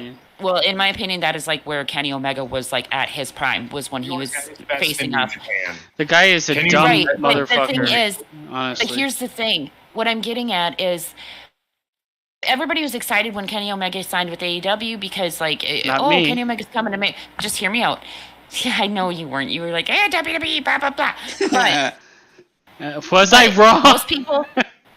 Most people were excited when Kenny Omega signed with AEW. Just simply, they would have been excited with WWE either way, but they wanted to see Kenny Omega in America, right? But the problem with that is Kenny Omega would have been great in America if he was wrestling the way that he was in 2017. But he's been injured several fucking times, so he can no longer wrestle like that anymore. So you take his wrestling away from him, and his whole gimmick thing and like his overall character worked in New Japan because like his weirdness over there was widely accepted over there, and he fit into the culture because he could speak Japanese, blah blah blah. So like his weirdness was perfectly okay in New Japan. But if you throw that like awkwardness and that weirdness on the mic in America, it is not going to be as widely accepted. And when you take his wrestling away from him, then what do you have left? You can't put the weight of the company on his mic attitude, like his character. There's just not enough there. Right. In all honesty, like I compare him all the time in ring to AJ Styles. AJ Styles is better in ring, personally. than Kenny Omega. Kenny Omega had maybe the best run of 2 years in wrestling that I've ever seen in terms of in-ring competitor. But if you stretch it over how long they've been wrestling, AJ Styles is the better one. And he's better on the mic. And AJ Styles isn't a fucking whiz on the mic. But he at least understands what a character is in acting. And Kenny Omega is just... he's not supposed to be in front of cameras. See, I'm sorry, but it just doesn't work. I personally think for Kenny Omega, it was a huge mistake to leave New Japan because that's where he was a star. That's where his spotlight was. I mean, I could have seen him. I could see him having a strong couple-year run in WWE and then disappearing. No, because he has no mic skills. That's okay for a couple-year run. Is it? For a couple-year run, it's fine. It's fine, but I don't see him my idea always was go to WWE, make a name for yourself. People will get behind your wrestling before your wrestling is gone. Kenny Omega at the time. But like that's the thing, you and then go back to AEW a year later. He didn't end up wrestling for a fucking year anyway. Hold on. I think the people, if he were to go to WWE, I think he might have improved his promo skills too. Yeah. Well, yeah, and even if he would have gone to WWE for like a year, and I know Basement, you had like a huge argument for this, which I never could really disagree with you. Imagine if he would have fucking showed up at the Royal Rumble. Yeah, that's perfect. Find out he signs a year contract. I'm going to tell you right now, because I was watching wrestling before I interviewed you. A lot of people said the same shit about AJ Styles. When he got to WWE, he shined. Oh because yeah, he literally, his mic skills are okay, but if you give him the mic, he can handle himself. Mm-hmm. If you look at the feud that him and Samoa Joe had. I mean, think about it this way. Yeah. Kenny Omega signs a 2-year contract. AEW is not really going to get off their feet in the first 2 years anyway.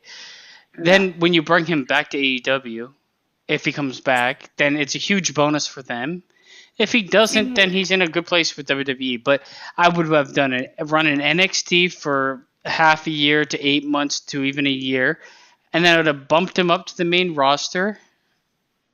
And that's or you could have if it's a 1-year contract, main roster immediately.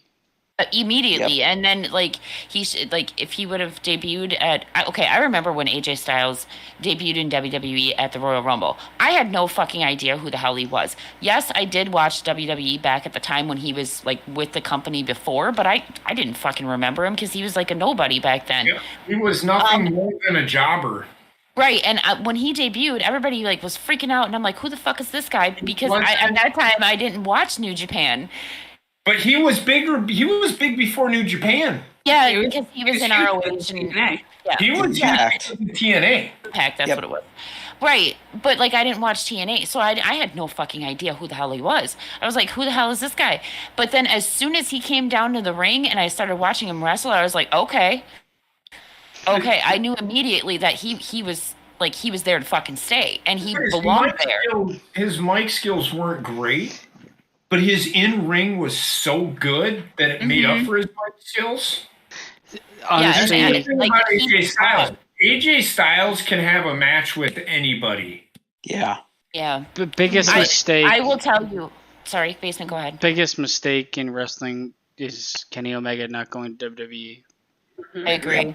But I will tell you right now, as far in the as last AJ like Styles, 5-10 years, whatever.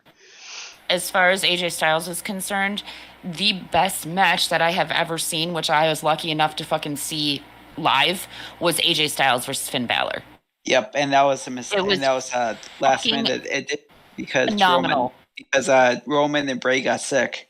Yeah, but like it was fucking phenomenal, and it wasn't supposed to happen. And yes, I have a little bit of bias because I was there live when it happened, but I watched it again when I got home. And it was just as fucking good as when I was there. It was a damn good match. It was a fucking great match. This is the thing with AJ Styles. But Finn Balor. Mm-hmm. another one. I mean, this is the thing with AJ Styles, and it doesn't matter where he's at. He makes it work, and he makes it look fantastic. Like AJ Styles, literally, he told that story about that match. He was on a flight, and they were in Argentina, I think. And he had only gotten 2 hours of sleep prior to that match. Yeah, because he was on a plane. He had to literally fly directly to Minneapolis from Argentina. Well, obviously they had to stop for gas, but it was a pretty much direct flight. And he paid the price for it. But that match, you would have never fucking guessed that he was sleep deprived. Man, AJ Styles could wrestle it wasn't a fucking 5-star match. It wasn't a 5-star match, but it was good. The thing is, AJ Styles can wrestle a fucking like dummy and have the match be pretty good. Oh god, like, the guy said dummy, and I immediately went fucking Kota Ibushi. Sorry. The guy just he's what people should strive to be in ring. I'm not saying moveset or anything, just how he puts his touch on all of the moves that he does. Make it make certain moves his own, like a phenomenal forearm, the like crank back. Everything that he does has his own personal touch to it. So you can definitely see him in his wrestling, and this goes for all the best in ring talent. AJ Styles and Shinsuke Nakamura, Jurgen. That was not one of my favorites. It was the thing is, I felt like the idea of it was overshadowed the execution of it. They did it because of the rivalry that them two have, the past that they have. So everybody's sitting here. They didn't let him go. They didn't let him go, and it was blatantly obvious. But I get that. The reason that match happened is the reason that they didn't let them go is they didn't want them to overshadow Roman Reigns and fucking Brock Lesnar. And that's I hate that's the driving point. One of the biggest driving points behind me not watching when they. I agree. That's one of the things that drove me away from WWE. They don't do that anymore. Right. When they curtail wrestlers to make other wrestlers look better that aren't better. It's like, I'd rather just see like multiple matches that are good than make this match that should be good shit so that I'm going to appreciate the guy you're pushing. It's so blatantly obvious. I was really fucking upset. Like, a lot of the mid-card matches are better than the main event. I was really fucking upset when that Shinsuke and AJ Styles match happened because you could blatantly tell, like Basement said, that they were holding them back, and because I had watched Shinsuke versus AJ in New Japan right before that match, and the two matches were just night and fucking day. 10. Well, they completely and it was hurt Shinsuke. Fantastic. Jurgen, if you want to see a good Shinsuke versus AJ match, go watch Wrestle Kingdom 10. Yes. I'm going to say WWE, Shinsuke is a good example of as soon as you limit what they do in ring, you really hurt the fucking character. Well, now that Vince is gone, I think Triple H is letting them do their thing. I mean, like strong style, just please God, because without it, he's not very good. One of my favorite fucking Shinsuke matches, and I said it in the chat, Basement actually told me to watch this match years ago, and it was Shinsuke Nakamura versus Sami Zayn in fucking NXT, and it was TakeOver. Phenomenal. It wasn't just the match, it was the atmosphere and everything. The atmosphere, and Sami Zayn, who did the thing with Stone Cold, the Broken Skulls, they talked about that match. Shit! Jurgen was there, he said, for Shinsuke versus AJ at Wrestle Kingdom 10. That's part of the fucking... Okay, so Wrestle Kingdom 10, or was he there for...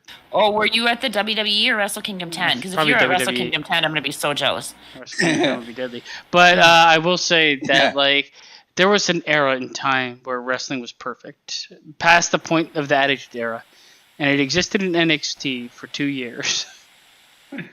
Well, you know what? And the great thing about that was at that time when NXT was great, you also had fucking ROH and New Japan doing their thing. So there was great wrestling happening over in Japan. It was just a good The time thing for is- wrestling. New Japan always like It was the Wrestle Kingdom 10. New Japan was deadly. New Japan Oh was my god, I'm so jealous. Sorry. New Japan was always you could always count on it for good in-ring wrestling. NXT had everything working for it. In ring, out of ring, commentary. It was like the perfect storm. And it didn't last long enough. Sami Zayn's actually, they're doing a pretty good job with him right now. I just don't. Sami Zayn, some of the shit that he said. Booty to booty. Yeah. I just. Sup, Ray? Ray Rollins in the chat. Booty to booty. Rollins. He said We were talking about that the other night. We were talking about when TNA was at its prime, is when they had AJ Styles, Kurt Angle, Samoa Joe, Christian Cage, Jeff Hardy when he wasn't fucking high. Here's the thing. I tuned into TNA like right after they first started, and they had that like fucking octagon looking ring, and I was like, "What the fuck is this shit?" Different though. That's what made them different. But see, for me, because I grew up watching WWE, it was too different from me, and I was like, okay, I don't like this at all. So I didn't watch it for a long time. But then the next time that I tuned in, just so happened to be the night that Jeff Hardy came out fucking blitzed out of his mind. And that was like literally the first fucking thing that I saw when I turned it on. And I'm like, what the fuck is this shit? Like, what kind of company is this? Victory Road, is that the one? I don't know. All I know is it was on my TV and I turned it on. And Sting, he came out high. Yeah, he came out super blitzed. I think it was Bound for Glory. I think. No, it's Victory Road. Victory Road. Yeah, it was supposed to be a big, and that's probably right when they were going to take off and actually be able to compete with WWE. Because I said the problem with TNA is they got hot at the wrong time. Yep. They were really good at the wrong time because nobody was watching them. And nobody wanted to give them a TV deal because they had WWE. So why worry about it? But all right. It was am personally wrestled out. Yes. We have strayed far from the point, but we have kind of done our job covering it as much as possible. AEW? Shame. Yeah, Where's my mouse? Shame. I just the final thing that I will say is I told everybody this shit was going to fucking happen if you brought back CM Punk. He was going to become a fucking problem because he thinks he is the end all be all of every fucking wrestler that has ever fucking lived. And Triple H even said it. Triple H literally said to him in that promo, he says, you just think you're better than everybody else. You think you're the only reason that wrestling exists. Mr. Midcard is what I call him. At a different note, I have a drinking game idea for you guys. Oh, God. Already dead. No. Anytime that JP says, what did I tell you? Or what did I say? Or I said. Am I wrong, though? I'm just saying. You're not wrong. I like to pick on you. When you say everything, you're right sometimes. I was like sitting here thinking today, because I know it's just like you brought up very good points. I'm not trying to bring down your points at all, but no, I'm not. But every time he's like, "What did I say?" or "I said," and I'm like, "God, this would be a really fucked up drinking game. Everybody would be blitzed out of their goddamn minds right now." Now, is a huge bag. It's going to be a struggle for me because we have another point, but I can't see. Why can't you see? I'm blind! There we go. All right. So Disney, D23, the D23 Expo happened. And Disney released a bunch of information for future projects. That includes Marvel and Star Wars and the reimagining of old Disney classics in live action. So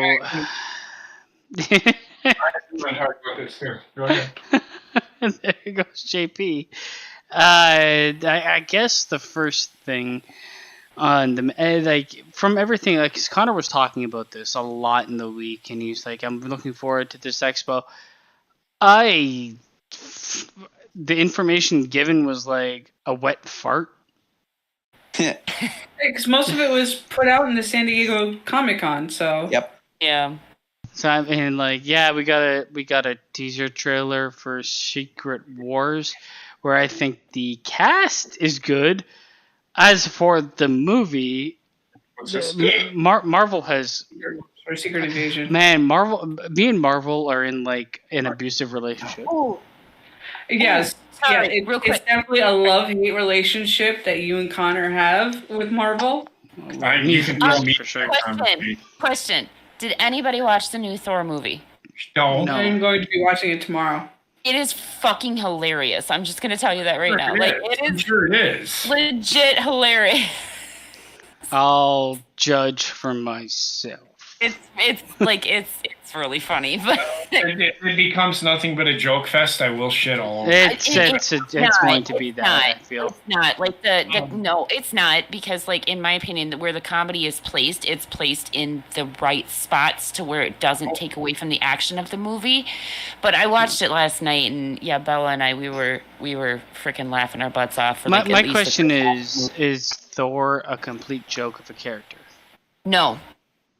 Okay, that's the We'll most see. important thing. And we get to see Thor's ass in the movie, so it's fucking hello. Man, yeah, this is the ongoing problem I have with Disney. They seem to be fighting a With fight their own identity. that they're also like the perpetrators of. It's like, don't treat women as objects. However, have you seen Thor's ass? Okay. Well, you have to watch it, because like what they do, it's really funny what they do, and then they actually, like, after, I can't say what they do, but after the fact, they're like, let's reveal everybody else, and then they're like, nope, and then I can't tell you what they do, but like they kind of threaten to do it to the girls too, but then the girls are like, nope, and like they stand up and they reveal their armor, whatever, but it's a comedic spot. So for me with live action stuff with Disney, and I think I've stated this before, It's as long terrible. as you stay true to the story, Which they never do. which they never. It's like, why even attempt to do something isn't going to be as good as the original? Okay, so what? Just The Little redo it Mermaid- with better Little Mermaid trailer came out. animation. There's nothing wrong with the animation. I get it. The only thing I want is like stuff like Cinderella and Beauty and the Beast and Snow White. I don't mind them redoing live action. Lion King even.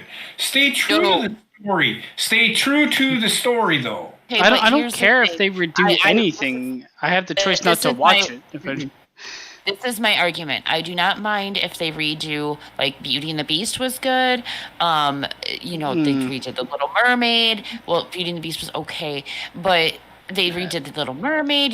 That they're gonna, like, any kind of like human type of Disney story like that, I'm fine with. but However, none of them when they, are like when they did, hold on. pure When- human. When they did the live action animation redo of The Lion King was the worst fucking thing I have ever seen in my life. It was so bad.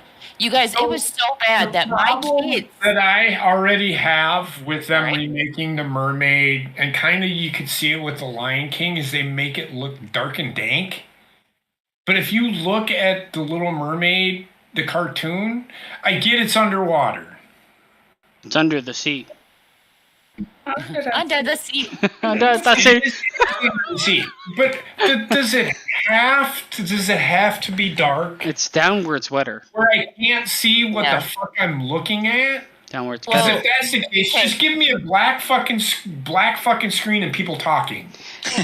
What I was trying to say about The Lion King, the Lion King, the new Lion King was so fucking bad that my kids at the time, my kids were like not. They stay true to. So my question is, well, Good talk, good Mr. talk, JP. Good talk. Mr. Cut off.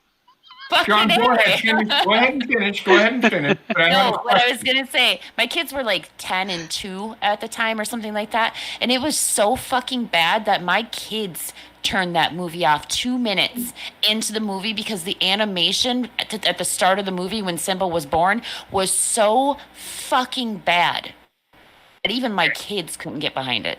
So my question is, did they stay true to the story?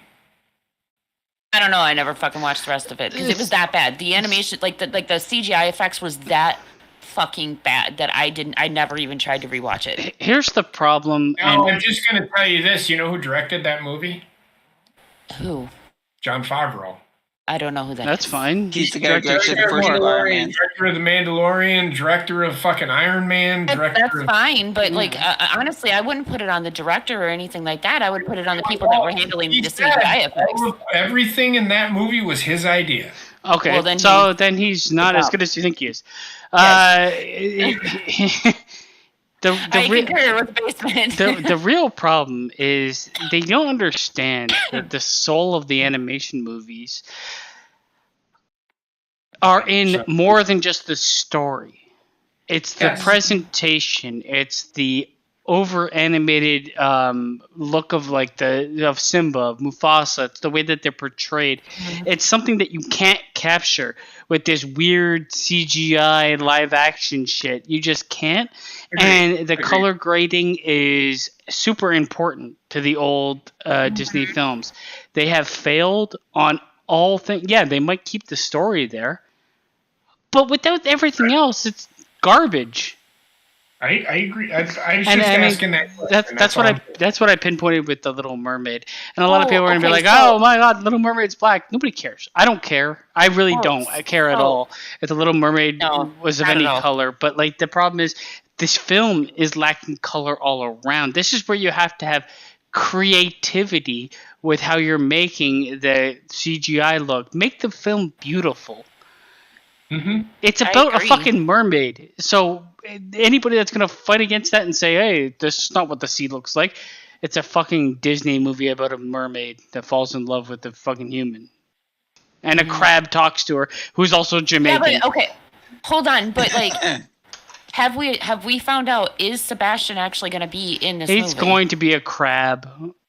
Like a regular It's crab. gonna be the Lion King. I did see Flounder following her when she was going. Okay, It's going to be because, like, terrible. I- It's going to be terrible because That they was going to know be where like it's a gonna be good. huge thing for me because like I know last night or the night before, whenever it was, that there was talk that like we didn't know whether Sebastian was going to be in the movie. And I'm like, if you remove Sebastian from the movie, then you are removing a huge chunk of the storyline because like Sebastian is the one that follows her to the fucking castle and everything else. They did this with Mulan.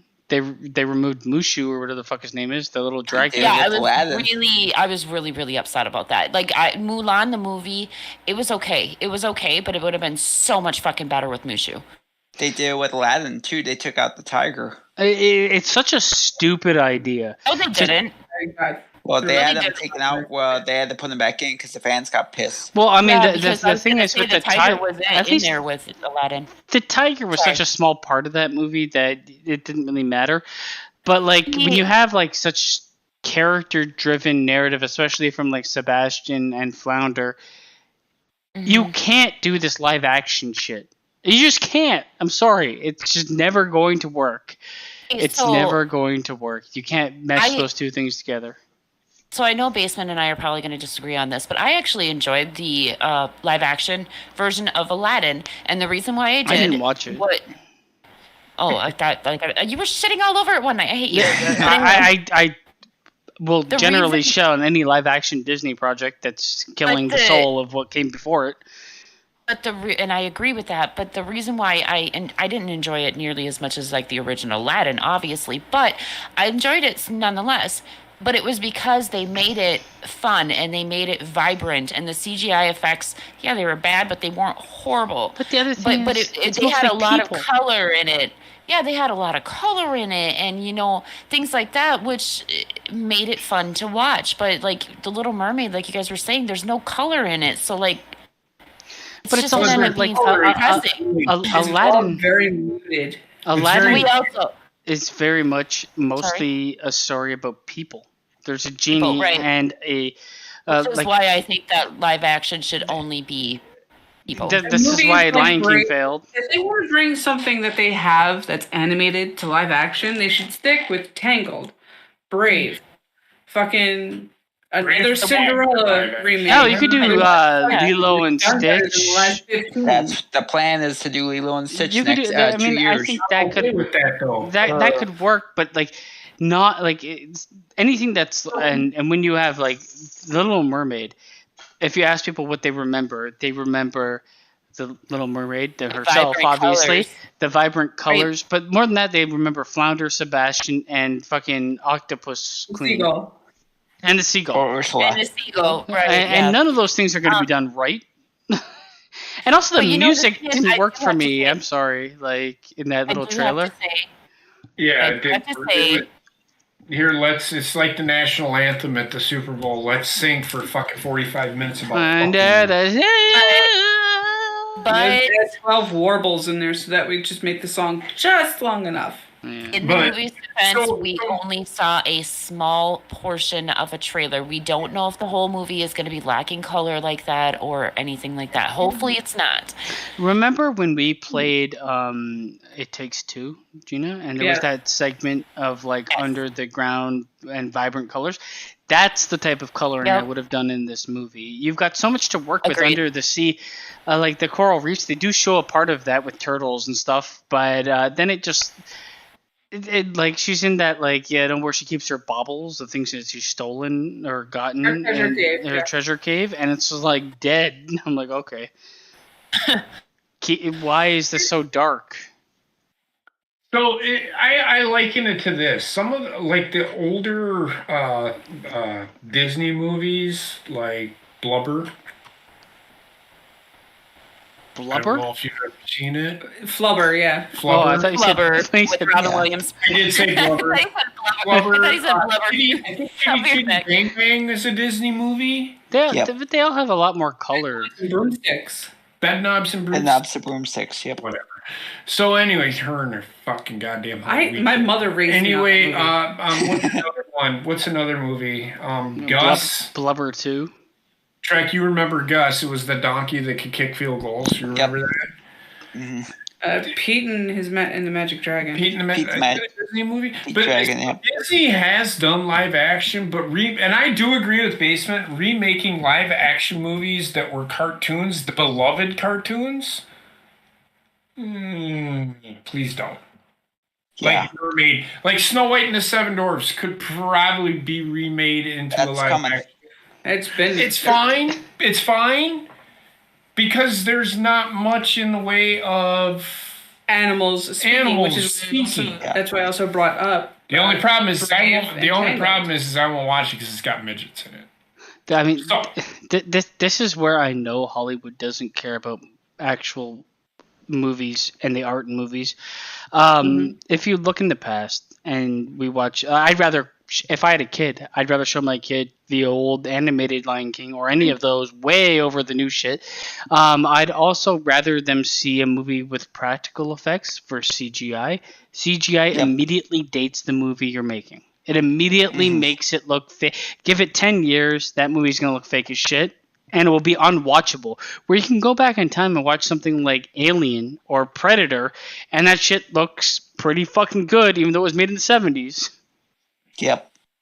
And nowadays it's like CGI it. You look at fucking any of the new Marvel shit, and I have this gif up of Infinity War. That is the best looking Marvel movie. Okay, that is them at their best point. But things since then, not so good, man. They are going down a bad path of relying on CGI and making it look like fucking ass blood. And that's where I sit there and say that if they were going to do animal movie remakes from the cartoons, they should do it the way they did fucking the live action remake of 101 Dalmatians. Just make it look like Arcane. Do like a good animation style. Just do a better looking version of it animated. Why does it have to be live action? I'm saying with how they did 101 Dalmatians is you never actually saw the dogs talk. You just heard the dogs' voiceovers as they were looking at each other. So you understood they were talking to each other as they do in the cartoons. I just don't agree with live action movies that are inherently full of fantastical characters. Like, it just doesn't work, man. Just do a better version with the newer age of animation.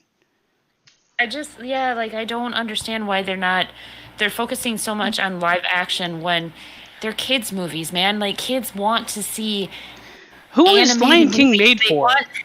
They Like want the to new see one. cartoons. Like the new one. I'm thinking in my mind, I can honestly who tell wants to you, see my this daughter, fucking Wendy horrendous does pile not of want shit? to watch cartoons. Oh, see, Bella, she still to this day. She wants to watch is Peppa Pig and Baby Shark. That's it. Well, those are Bella cartoons. to this day.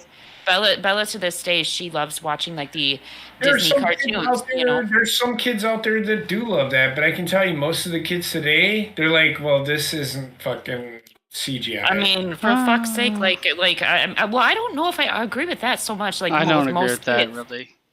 Because you have like the old cartoons that were put on Disney Plus that are actually really fucking popular, like Tailspin, Darkwing Duck, like all of those.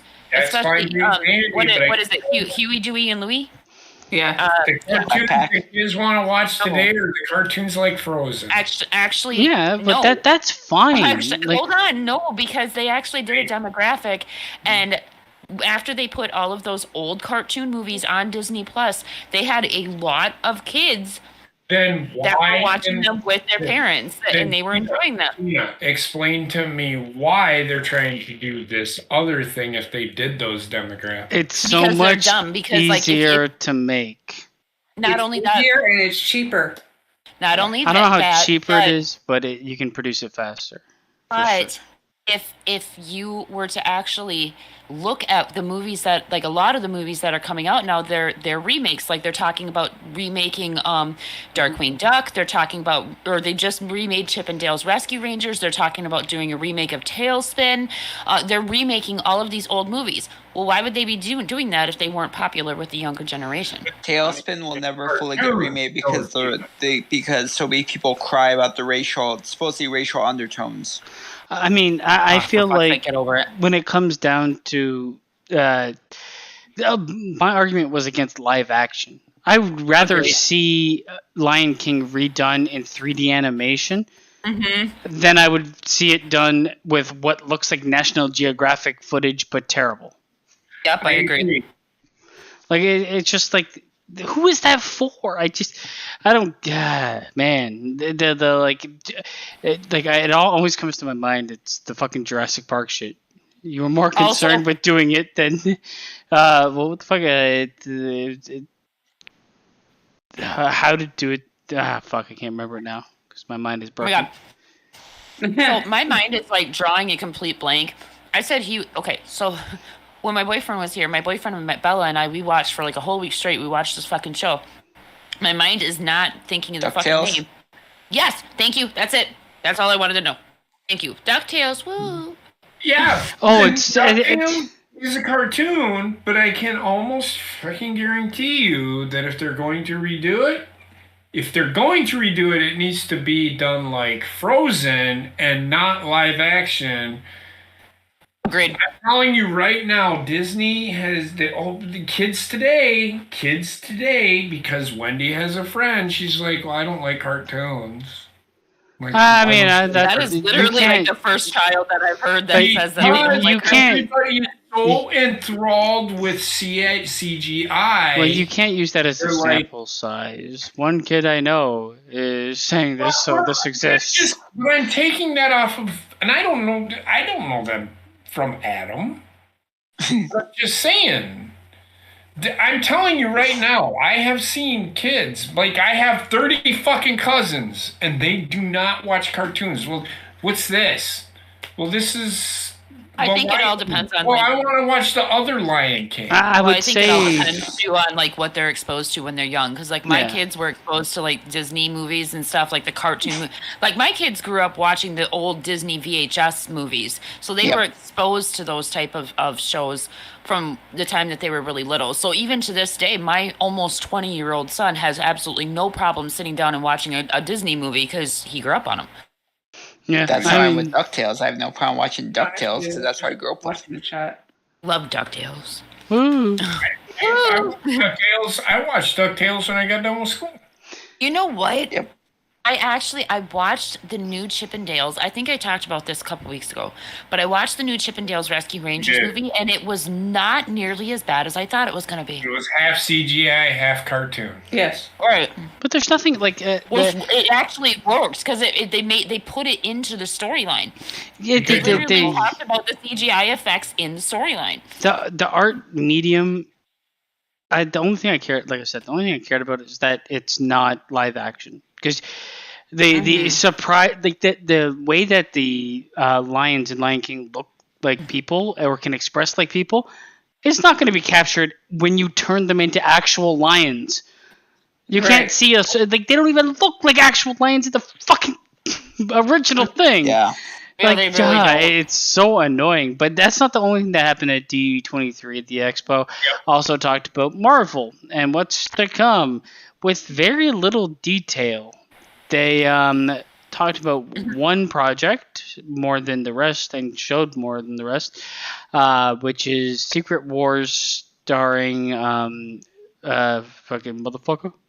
You know what I'm talking about. Oh, Jackson. Samuel Jackson with the beard and Sorry, motherfucker. Samuel Jackson with the beard.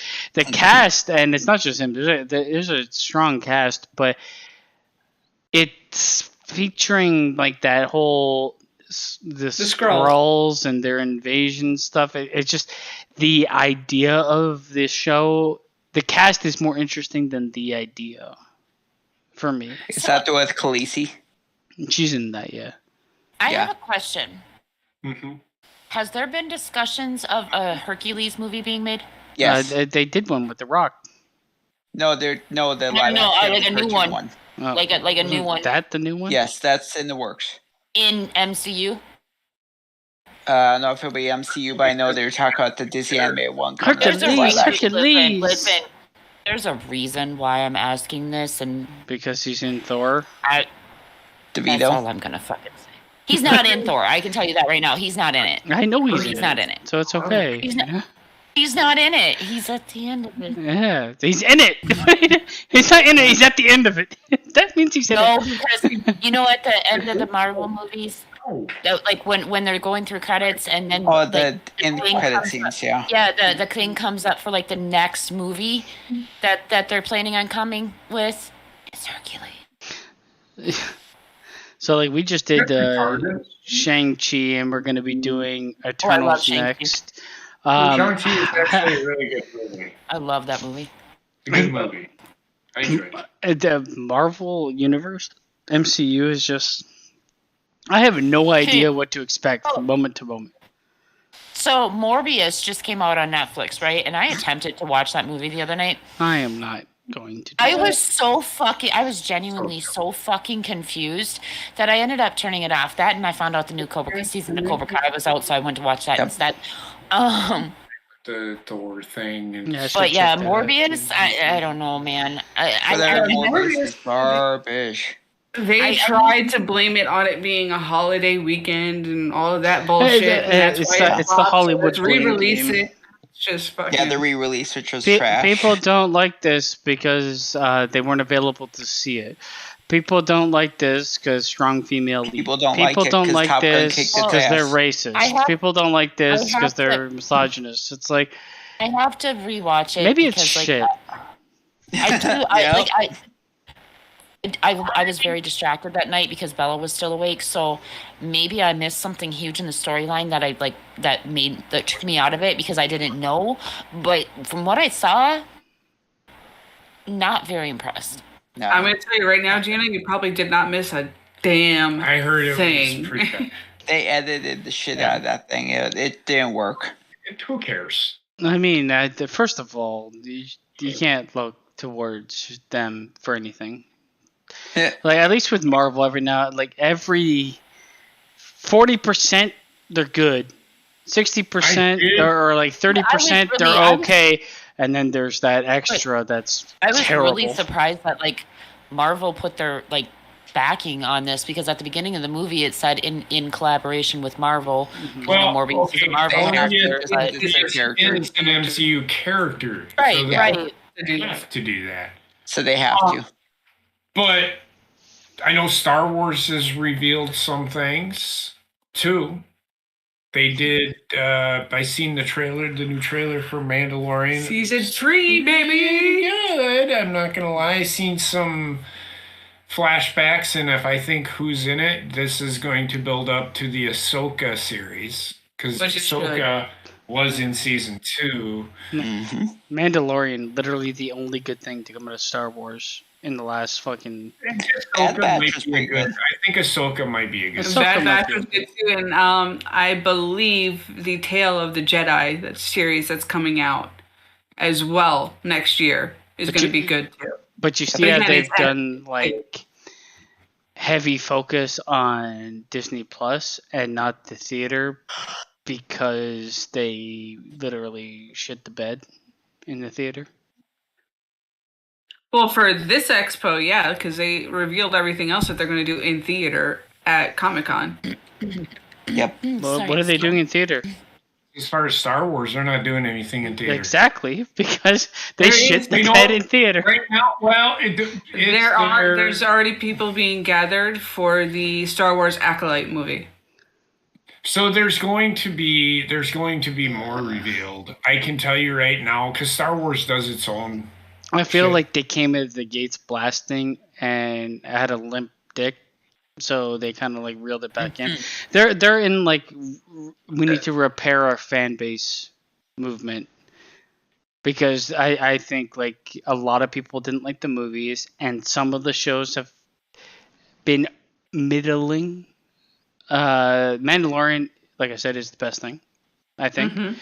I look at Obi-Wan, and the Mandalorian's way better. Obi-Wan was okay for me. Didn't blow my socks off. No, I get it, but I'm just saying they revealed some stuff too. I didn't even care to see Boba Fett. Because I don't I think they're done with that. I just don't care about the character.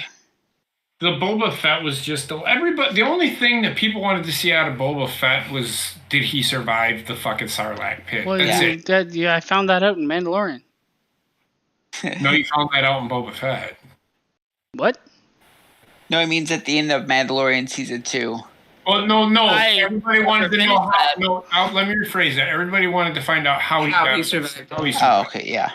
He crawled out. He did. I didn't even watch the show. Yeah, it's been in comics before they say he crawled out and stuff. I never actually finished season 2, so spoilers. No, it's not a spoiler. That's in the very first episode. It's the very first episode of Boba Fett. No, spoilers of Mandalorian season 2. I never watched Boba Fett. Well, you know what? You had your time.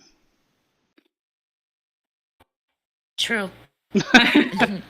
It's the only reason that people wanted the Boba Fett series to happen was to see how he got out of the Sarlacc pit. They could have ended it. Yeah.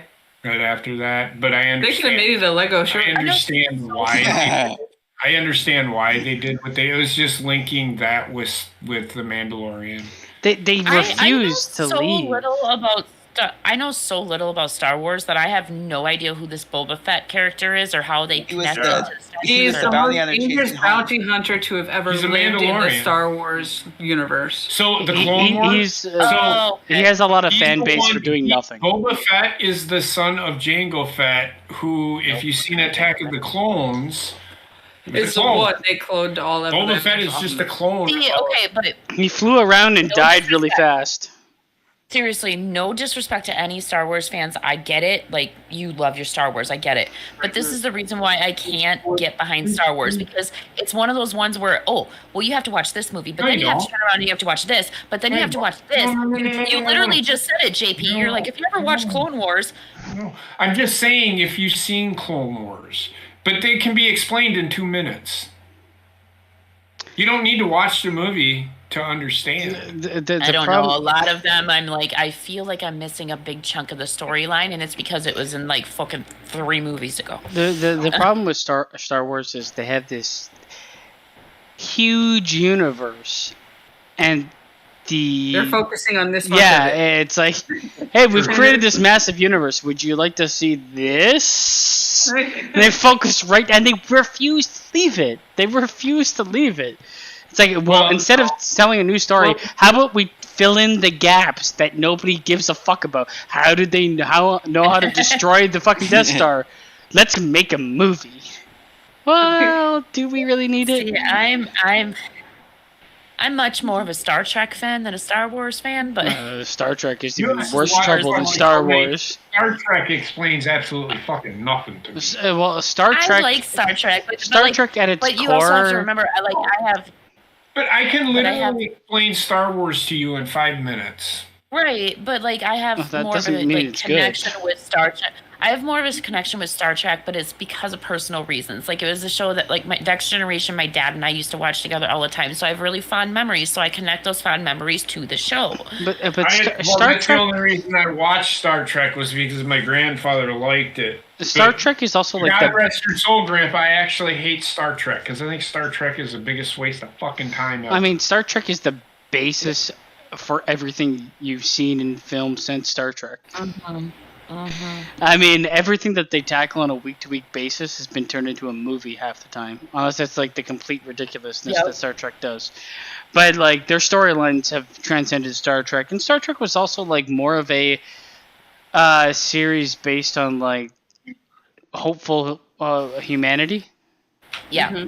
And instead of what it's turned into, because I've seen some like snippets of the new Star Trek stuff, and I'm like, what the fuck is this? I think Star am Trek I the only one? fell the furthest of all You of are. these things. Am I the only one that never put 2 and 2 together that Will Wheaton? Because I first time I remember Will Wheaton was Star Trek Next Generation, but am I the only one that never realized until like a couple years ago that? And, you know, looking back now, I can see, oh, shit, that it was him. But he was the main character in fucking Stand By Me? Yep. For some odd reason, my brain... Never seen Stand By Me. Oh, my God, hold on. You have never seen Stand By Me? It's a good movie. Movie night. The only Stephen Night, King it is movie a that I fucking actually great enjoy. movie. It is a great movie. You would Really like good. it. You would like it. I know. I like Silver Bullet. I literally never connected the two together. It's blatantly obviously Yeah, that you like it's the number, him. you like the number 666. That says a lot. It's because Heather and I joke about that shit all the time. I mean, my favorite number is number 13. What's Same here. Same here. 13's always been a very lucky number for me, which is why I also love You know what my favorite number is 0. I don't You're have wrong. a favorite number because that's what kids do. 69. no such thing as a favorite. My 69 favorite number is is not 13. my favorite number. Maybe 90. Okay, fine. You choose good That's what I Fine. get all the Let's time. is- Oh, Let's no. rephrase this for basement's sake because that's what kids do. My lucky number is number 13. I always have There you good go. luck when I use number 13. Same here. Or do you just perceive good luck when you use it and neglect bad Or luck when perhaps it it's just shows good up? luck. Why are you tainting Maybe my mojo right now? I'm talking Star Trek. Maybe you're tainting my mojo. Like what the fuck, man? Don't put your Like taint get in my out of here mojo. with your you get out of here with your fucking bad vibes. All right, goodbye. if he leaves, then we're ending the show. Right? But No, I mean, I don't really have anything else for D23. I feel like Disney is going to kill themselves. They're going to eat themselves alive. They're gonna make $1 billion. Yeah, but like I also feel like there's certain things that Disney is really hinged upon that are really divisive that might kind of hurt. They can only like get away with certain things because they aren't worried about money as much as they probably should be. Is all I'm gonna say. Like when I see certain projects that are basically made by like a very vocal part of a political group. I mean, I knew there was going to be a problem when George Lucas sold to Disney. I knew there was going to be a problem. And I knew that Disney was going to be, well, let's buy this and let's buy this and let's buy this. They own ABC. They own ESPN. So that's why you see a lot of the fucking agenda-driven bullshit. Well, I just wonder how long they're going to be able to agenda drive before. It's gonna hurt them in the long run. Yeah. It'll hurt them in the long run, but however, since they have a sports company underneath their belt, it's going to be a long while before that happens. But like, as soon as like LeBron James is their fucking spokesperson. Let's put it to you like that. As soon as like the negatives start, because they're a smart business. As soon as the negatives in terms of finances start outweighing the positives in terms of finances, there's going to be a culture change there. That's all I'm going to say, because I can see it happening more and more in the products they're releasing. And it's not even... It's like there's certain things you could do where, yes, you can include modern day politics, and yes, you can include modern day this and that. But there's a way to do it where you don't come off as a fucking moron. Mm-hmm. And they choose moron. Mm-hmm. They do. It would have been so much better if Star Wars was under Lucas. But if it was under Lucas, the practical effects wouldn't exist. It'd be all CGI, because that's what he's all about. I have a question real quick. Just pertaining, listen, it's been in my head since the Disney movie discussion. Are the Disney movies the ones that are based on like the fucking horrific fables that were? Yes. Bro, yeah, that's what I thought. Yes, but like, do you guys think that there's any way that Disney would like turn back towards that at any point? No. They came close to turning back to that with the fucking Snow White and the Hunter. The Huntsman? Yeah. Well, that's what I'm wondering, because they have released a few movies, like that are kind of triggering that original fable. We actually talked about this last night. It was last night, or was the night before last? We were talking about Snow White and how it's not a Disney movie, or it's not a Disney story. It's actually a Brothers Grimm story. As is Cinderella. Yeah.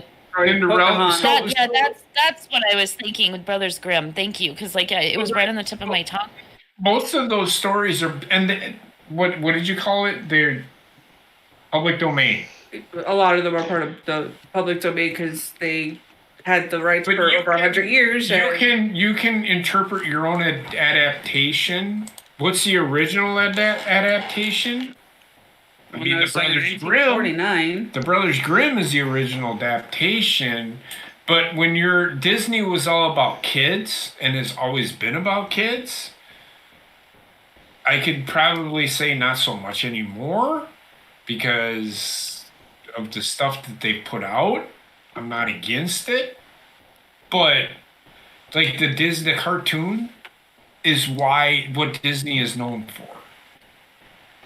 When I was growing up. Yep. I mean, very seldom, yes, they did their movies, their live action movies, but they weren't based on fucking Mickey Mouse. They were based on actual people. Half of them were like Flubber. And this is why I don't like Disney owning Star Trek or owning Marvel. Mary Poppins. What's another fucking movie? Those movies, those older Disney movies, the live action ones are really good. I enjoy it. But the cartoons is what Disney is all about, and they've kind of gone away from that, and now it's all about Marvel and Star Wars because they're like, fuck the kids, we want the adults' money. I think they're like, the way I look at it and the way I think about it is who gives that kid that money to go buy. But also, like the thing is, the demographic is so big that the movies aren't really for anybody. They're just they're for everybody, but in being for everybody, they also can't really tell a story of any worth. Placing their feet to try and fit within the glass slipper. Yeah, it's like, well, we can't upset the kids in our adult Star Wars movie. You can't show Star-Lord finger banging Gamora in the back of the fucking spaceship. But this is also why like every emotional moment is undercut by comedy. Yeah. And it's juvenile comedy 99% of the time, like very dumb comedy. It's like fart jokes. Yes. For everyone. That's the problem with Disney. And this is where, in all honesty, like this is why Disney sucks at writing shows. Yeah. Because shows require character development, and they're just nope, ain't gonna touch that. Characters evolving, they're either where they need to be in the beginning, or we're gonna shoehorn in their development in one episode. There's no such thing as like over the course of 7 episodes, this character became this character. No, they started off shitty, lasted for 7 episodes, and then at the very last 15 minutes, I'll get it now. Episode over. Yeah. You're talking about She-Hulk, aren't you? Mm-hmm. No, any of the fucking look at okay, so you look at Falcon and Winter Soldier. The whole time it's like, oh, he's struggling with his past, Winter Soldier. Well, literally 10 minutes into one episode, he talks to an Asian man, tells him to kill the son, and it's like, I've changed. I'm a new man now. Falcon is like, I just took the shield because I deserved it. But you're black. Oh my god, I am black. Okay. Oh no, trust me. Have you watched Falcon and Winter Soldier yet? Yes. That's okay, what I was gonna describing. Say, like, there was never a doubt. There was never a doubt that he was like he knew he was black. No, but like the way that that's the problem with the show. The show was basically it was like very, very focused on what was going on at the time and the racial tension. Transitioning from the last movie to the show was Wanda levels in terms of like, I don't know if I deserve it. Try it on. And he tries it on, and it's like immediately, like I didn't not enjoy it, but he tries on the fucking shield, and all of a sudden he's like, "Oh God, racist!" intensifies. So then they should have ended, with Captain America. Remember at the end of and like I said, are we assumed he died on the bench? Did he die on the bench? Talk about her? No, I don't think I will. Do you want to give me the shield? No, I really don't want to. Did he die on the bench?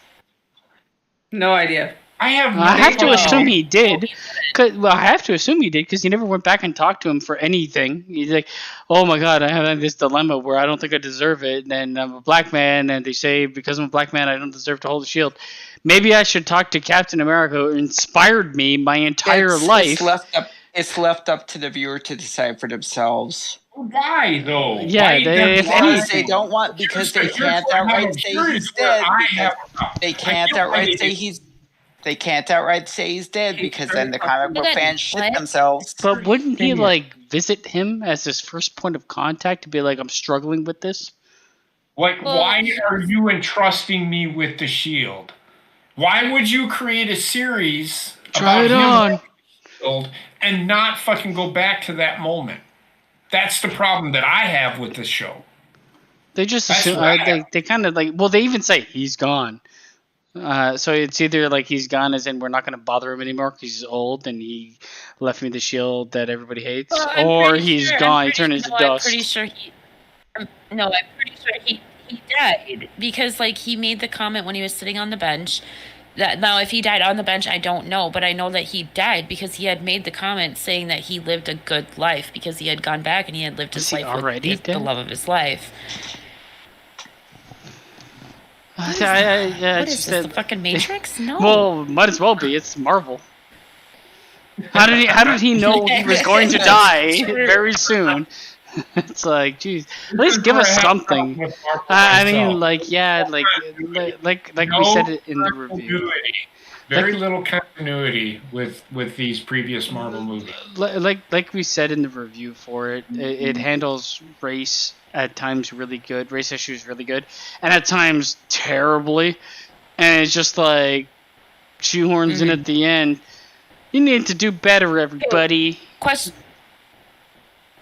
I have a huge fucking thing, and I know that Connor and I have talked about it. Fucking, I think Heather and I have even talked about it. But there was a huge fucking scene that was cut from Infinity, or was not Infinity War, fucking Endgame. Why? What scene? Why was that Were fucking they all cut? kneeled? Were they all? Where Tony Stark is dying, and they all kneel to him? That added so much to the fucking story. I don't want so much more. I can answer that. There's so much more fucking emotion. Iron Man was a fucking douchebag. Right, I understand that, but like it was just it added emotion to. Don't like it. But like time out. Iron Man started out as a douchebag, but you saw the evolution of Tony Stark throughout the fucking movies. Like he by the time Endgame came around, he had a family. He was still sort of douchey, but not too much douchey. But regardless of which, it was a sign of respect, and they cut that from the fucking movie. I would cut it too. It's too much. For me, it added so much more emotional impact to that scene. No, I do not understand everybody kneeling. Do you want to know what ruined Endgame for me? They kneeled because like they were devastated that he was fucking dying, which is it wasn't even necessarily like they were kneeling. They literally fell to one knee. Is what happened. Like they all were falling to one knee. It takes they took the breath away from them. It takes the realism of the scene out of it for me. I mean, does it really? Because I know if somebody. Why are they falling to one knee when they're done fighting? I know that if somebody that I cared about greatly was dying in front of my face, I would probably fall to one knee too, because your legs are kind of weak at that moment because you're emotional. Are you calling Kaepernick? It was perfectly fine. Yes.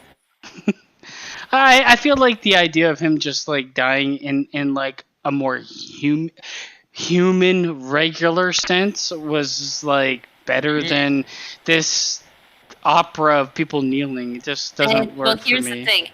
Here's the thing. Even the cast were upset that they cut that scene from the show. Would you shut up and hear me out? But the cast was upset that they cut that scene from the show because the cast was actually the ones that wanted that scene in the show to show how much respect that they had for Tony Stark. But they were so upset. Tony Stark won a MTV Movie Award or whatever for that role, right? His role in Endgame. And when he was getting the award, he called the entire cast up on the stage, and every single one of them kneeled to him because that scene got fucking cut from the movie. He got his moment. So there you go. It's okay. I actually, but anyway, I don't like it. Like theatrically, I don't like the idea of it. I really don't. If you see the actual piece, then you might, because it's a really emotional. It undercuts the emotional weight by giving like I don't much. think so at all. I don't. But it's not real. Like everybody there knows he's dead. Simultaneously, he's like one of their best friends. So obviously, but how do they know he's dead? They're gonna be emotional. Gina, put it to you like this: you remember the big fight scene, right? Not everybody's standing right on top of Iron Man, so they aren't all gonna kneel at the same time. But when Iron Man was dying, they were all standing by him. Who was standing right there when he died? Literally every single one of them, because this was when he actually died. It was after the fight was over. It was Spider-Man, Pepper. Oh my fucking! Just watch the clip. We're standing. No, they were all standing there. They made They made it look like they weren't all standing there because they cut this fucking clip out. But in the clip, they were all standing there. I also feel like what they did and giving the people close to him, that should be close to him, giving them time with him is better than just like a blanket thoughts and prayers. Some of these people fucking have nothing to do with this guy. it wasn't that aspect. It was the fact then you that cut to like the- their leader. Well, Yeah, Right, but- was dead. But you cut to the funeral where you get that Iron Man anyway. was the first fucking, but Iron Man was right. Which I mean, the funeral does add like that does. Maybe that's why it got cut originally because the emotion is in his funeral and they're all there. But The idea of it for me is over the top. I agreed. But I think I think I have to I'd bullshit, have but to okay. I'd have to see it. But like no, it's just you have to see And when you- it's sometimes like the best scenes are the most intimate scenes that involve only a couple people, not everybody. I think him dying was emotional enough. He didn't need to add to it. That's all I'm saying. agree to disagree. And I also feel like the fact that they didn't give him like a verbal send off, like he wasn't able to say anything, would go against the whole fucking everybody kneels type deal. Yeah. How do you fucking figure? Like he's dead. He literally died, and then everybody was in so much shock. But would you rather that he see died like? that they fell to a knee? Would you rather see like the people close to him fall apart, and see like everybody outside of the event being like knees down? Like it's just it's too much. It's too much, man. If you think about it, at one point in time or another, all of them were close to Tony Stark at some point because they were all the fucking Avengers. They were a team. Some of them Well, I might can not. tell you- I'd argue that some of them might not have even met him. They were there. The Wasp didn't. Yeah, At and least I don't the first think issue, we all Valkyrie never actually never met him. met him. Well, Valkyrie, too? and Heather, you've seen the clip. I don't think Wasp was one of the ones that was kneeling. Like, I don't think that she was in the scene at all. It was the ones that they showed that were kneeling were the main Avengers. You know, like fucking. I mean, they showed them. They showed them. Edward, The thing is, America. they showed them teary eyed. The kneeling thing is like an extra added. What is he, a fucking saint upon saints? Like it's too much, man. And No, but it's a respect Not to thing. mention, do you really think Star-Lord would kneel to him after only having just met him? I wouldn't. Doctor Strange doesn't kneel to anybody. Agree to I'm disagree. gonna watch the I am scene right sticking- now. I am literally sticking to my guns on this one. I do not know why they fucking cut it. I loved this scene. It was already a 2.5-hour movie. Do you need to add more? And then they get the I mean, funeral after agree that. to fucking disagree. I'm Like, watching you guys it right can say now. Whatever the hell you want. I still like the scene. That doesn't change the fact that I wish that they would have had it in the movie. Disagree. Where the fuck is Connor? I'm Connor watching Went it to right bed. now. I bet you Let's Connor would agree. I don't even know where these Connor guys are. Actually, Connor agrees with me because I messaged him and like, why the fuck did they cut this from the movie? And he's like, yeah, I have no fucking idea. It adds so much emotional value No, to it. I don't. I'm watching it and I Already don't like it. emotional enough. It has fucking multiple people that had no interaction with him in it already. Yeah. And they're like, okay, follow suit. Oh my And god, but you guys are missing the point. Like Tony Stark, I know, he was Tony the Stark, but the first point- Avenger. the point is, Well, I mean, technically Captain why America was, but you know what I mean. again, why would literally Star-Lord kneel for somebody that he barely fucking knows? Because he was the. Oh my god, you know what? Whatever. Just you no, guys no, don't like I it. I get fucking the, do. I That's get all the, that I get the matters. idea behind him like saving the world and everything, but like, yeah. Oh, in this scene, It's a they're all respect what? In thing. this scene, they're all around him, which is not the way the movie played out, but that's okay. Because he died pretty much right away. He didn't live Right. for fucking 1 trillion hours for them all to gather strategically. Right, which is probably one of the big reasons why it was cut. But I personally like the scene. So I Okay. don't like it. I can say that. I mean, okay, you can not like it. I do. I don't know why this. So the one scene that really needed, and I talked about this when Black Widow, they made the movie Black Widow, and the movie, I said that they should have had the Black Widow.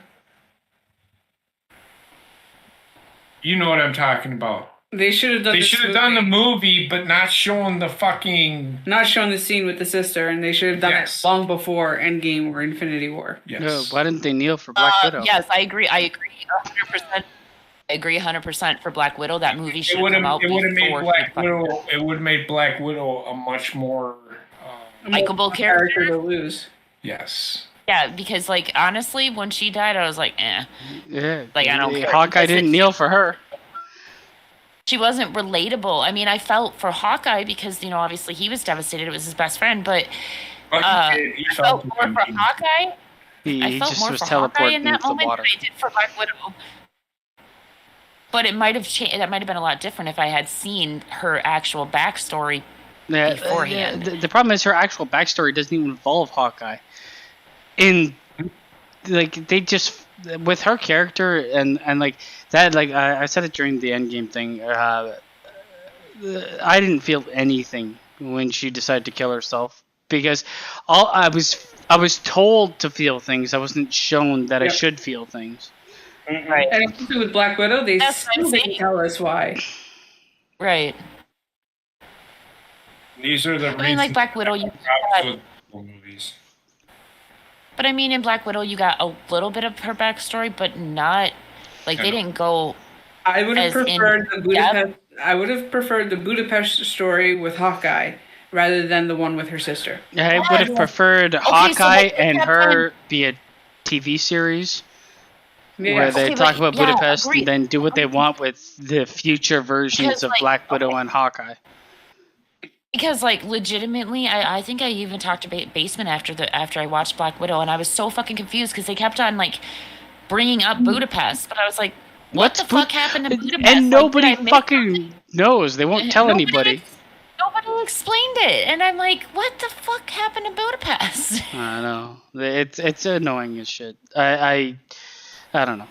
But that's agreed. Pretty much it. We've talked our ass off about Marvel and Disney and everything else in between. We lost Connor to the chocolate. And and didn't really, this happen the last time he fucking ate that chocolate too? He ate too much. The funny part is, like, he's like, I took 10 the other night, and I was pretty good. I'm like, okay, double it as a joke. Oh God. And he tripled it instead. Oh no. Oh, no. So he took 30 and died. I hope he's doing okay. I love that when he left, he's like, it's mainly the allergies. I'm like, Well, the whole time he was saying there were allergies. But, yeah. I knew he was gone as soon as I joined the call, really. I'm not gonna lie. I knew he was gone when he disappeared off the screen. It was just the logo. I'm like, I think Connor's going to bed. If you're this blasted at the beginning, my lord, that rocket ship ain't coming back down to Earth. It's just like me at the beginning of every other show, right? Yeah, but there's like a level where you can like live in the upper atmosphere. Oh man, Connor is halfway to Jupiter right now. That was me for quite a bit. But yeah, I mean, we had things. We only had a couple topics, but some of them were pretty important to talk about. Yeah. We talked about the Queen. Lengthy. Gina, you missed that. Did you really? Yeah. Nobody really cares. Yeah. I mean, listen. God rest her, and I guess God save the king. I don't know. Yeah, that's what. As long as he moves shit out of his way. That's just okay. I'm sorry. I'm sorry. Does it sound really fucking weird to anybody else to hear people say "God save the king"? No. God Because save. like our How about just say God save? But like our whole lives, our whole It's fucking been lives. God Save the Queen. Yeah.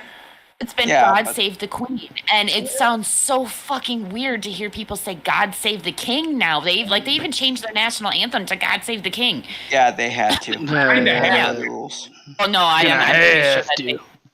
I mean, Charles might have taken that to heart if they kept it as God save the queen, but He should have just kept the. No, He would have been It's- more it's- I mean, popular like- if he kept the fucking queen monarch. I mean, I understand completely why everybody was so devastated because it's all that they knew, especially people over in Britain and stuff.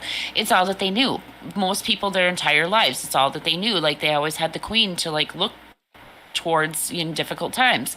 What? So I understand why they were, but I understand why they Who were the fuck really was looking upset. towards the Queen in difficult times?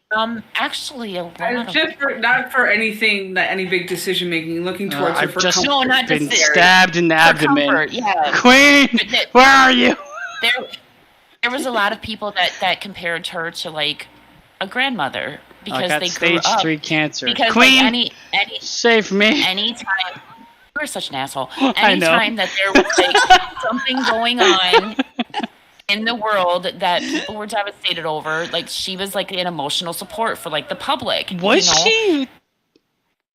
Over in England, yeah. Shut How do you know England, yeah. this? How do you guys know this? Because I actually watched the Royals a lot. But how do you know I grew this? up, like, You when don't I was- know this. This is lies. Oh, hear me. Listen to me. If you fucking shut up and listen to me, then I can explain to you how I know this. When I was younger, You look to the Queen for emotional support? Oh my god. 12-hour stream. Here we go. nope, I can't talk. So go ahead. Yep, I look forward to her for emotional support. Okay, tell me. When I was growing up, I had a thing for Prince William, and I also I really admired Princess Diana. So from the moment that pretty much Prince Charles and Princess Diana got married, my mom was watching it on TV, and I was fucking mesmerized by the whole thing. So after that, I did follow the royals like a lot, especially when Diana died. So yes, I saw the fucking way that the British people held the Queen. They held her up to a really high standard. She was literally an emotional support for them.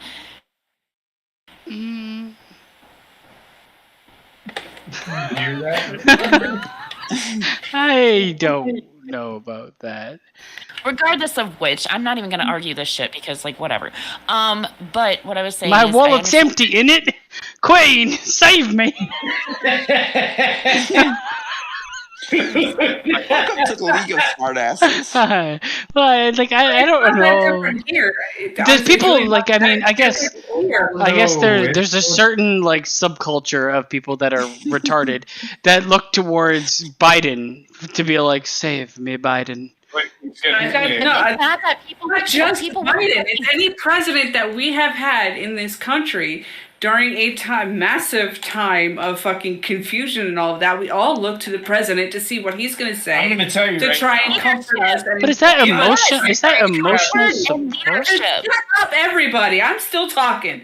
I have never looked to a president for emotional fucking support. Yeah, that's I my. said most people. Most people are stupid. Heather, I get what you're saying. I get what you're saying. The But, emotional okay, support so- thing I don't so- get, but No, I get but, here- look for leadership. Basement, you are looking at what I'm saying about the Queen as oh, God save me, I'm broke, all this shit. No. They look to her in devastating times for emotional support and leadership because she They look always to the held prime herself to minister for Oh my leadership. fucking God. The prime minister literally had to run everything through the fucking Queen. So No, it's the other way around. The other way around. whatever, they fucking met. I don't fucking care. Whatever. You guys are fucking turning what I'm saying into all of the fucking shit that you want to fucking talk about. So just I'm let me so fucking get it emotional, out. Queen. No, I'm a People- dickhead. I'm not gonna lie. You are a fucking dickhead. I want to punch you so bad through the fucking. What I was trying to say is I understand that the British people are absolutely devastated that the Queen died.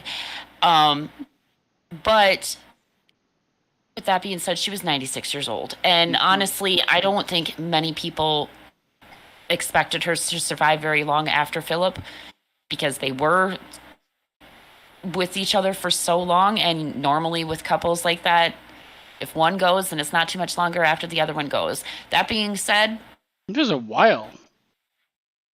well, I mean, it was like a year or something. It was a couple months, yeah. Couple of months. It was like a year and a half. Yeah, it was like a year, something like that. But anyways, yeah. Don't be that person. Another Tuesday, innit? What am I gonna say? I love when they say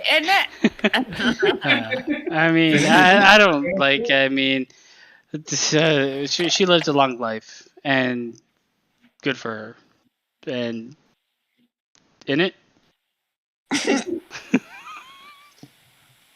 But I don't think emotional support. I'm sorry, I can't get along with the words emotional Yeah, support. but you're not fucking British, so like, and not a lot. Not Well, all I mean, British if people are Justin gonna Trudeau respect you. died tomorrow, I wouldn't be like, man, I really look to him for emotional support when I was he's emotionally the hurting. prime minister you have had. Well, and not only that, but like, your whole existence isn't built around him and his monarchy. And like, neither is there's them. literally, The only thing that I you know what? Yep. look Go ahead. The only thing that anybody should look for in a fucking fucking God. president or prime minister is when a tragedy happens in their country, and they say, What I'm fucking talking about. Oh my That's God. exactly where I was going to go because But- it's now 9/11. but anyway. What I'm saying is you don't look at the Queen Elizabeth. I need your emotional support because You guys are. That's not what I fucking said at all. No, You're we're taking it. twisting You're it. twisting my You're twisting fucking it. words. It's not what we said. People don't look for emotional support from a world leader because they don't give two But fucking. Heather, you and I are right on the fucking same page. Like, we are saying what we are saying. These guys are taking our words and fucking twisting it. What do you mean by emotional support? Yes. But 9/11 happened. Okay. Heather, go ahead. When 9/11 happened, what did we all do? No. We all stopped and just Watched the news for more information and to see what the president was going to do. Okay.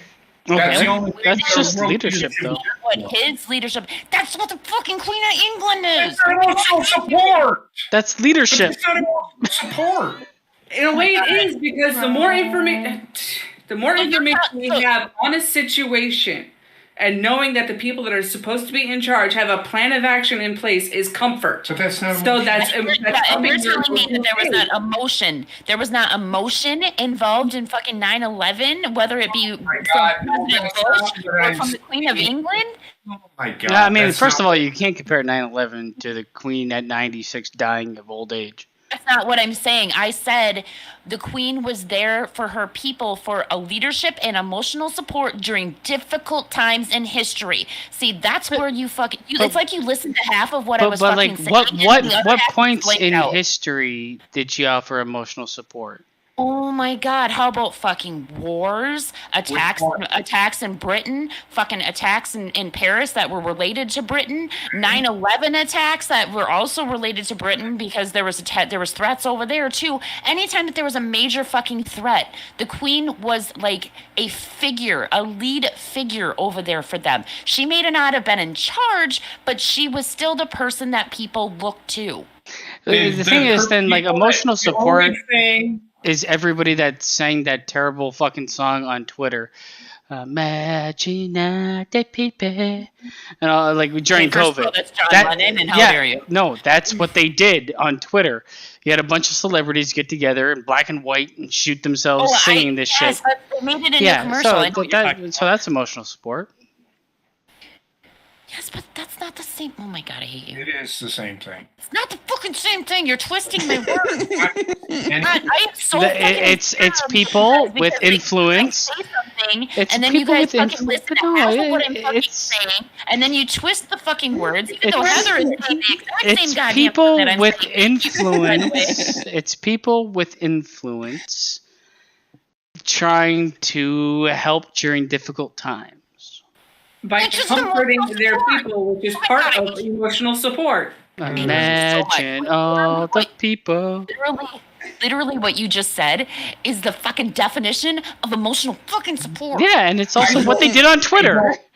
I don't. The only thing that I look for my world leaders to do is what action are you going to fucking take? What are you going to fucking do? I don't care. It's going to be okay. You have a shoulder to cry on. That's fucking emotional support. I don't think a world leader is going to be like, hey, Jeremy Baker, you come over to my house and I'll lean on my shoulder if you want to cry. It's not. It's very non-personable emotional support. They're taking it so literal. It's oh my God. Well, I mean, emotional. So if you're going to take emotional support as any site of leadership, then yes, everything is emotional support. Anytime anybody acts like a leader, they're emotionally supporting you because they're comforting you by telling you what you should do.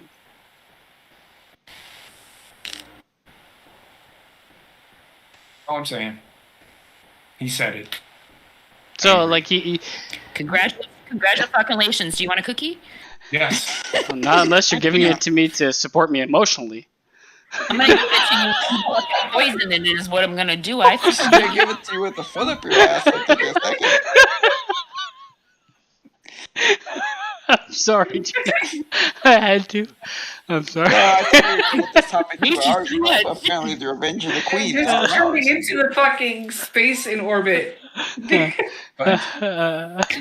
in orbit. Space orbit. No, garbage. you cannot disposal unit. Hey, we don't want to go back down that you path. cannot. I was right, okay? I was right with that garbage theory. No, No, not. I You're am. not. Oh my Everybody God. knows. Oh my Everybody God, you're knows. Everybody knows it's right. You're not. You can't fucking send hazardous waste materials into space and just let them drink. Oh my They God. Why? did in Futurama, it Why worked. can't you do it? You can't. Because where's it gonna go? Who cares? Not here. I hate you so much. Do you realize that shit eventually comes back in orbit? No, so it that doesn't. shit- God damn it! You don't understand how big space is. You don't understand how big space is. And this is why Connor went to bed. Okay.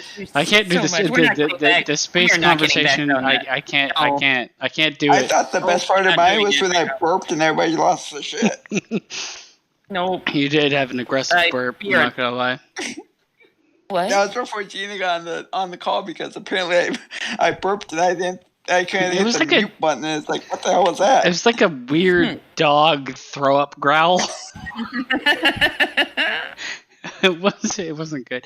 But yeah, okay. That is where we need to end this because we've gone on for far too long. Yeah, after I almost fucking killed the men on this call, except for Listen, okay. I wait. stayed out of the whole thing. I was raised ass for 4 women. I knew how to shut my mouth. I was like, good lord. I talk a lot of shit.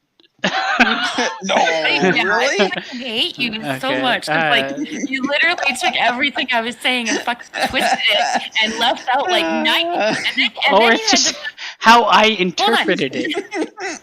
Then you had the fucking nerve to literally go back and backtrack on words that literally described everything that I fucking said. Yeah, but if you Let listen it to it again, you'll see go. that Let there's it reasons for go.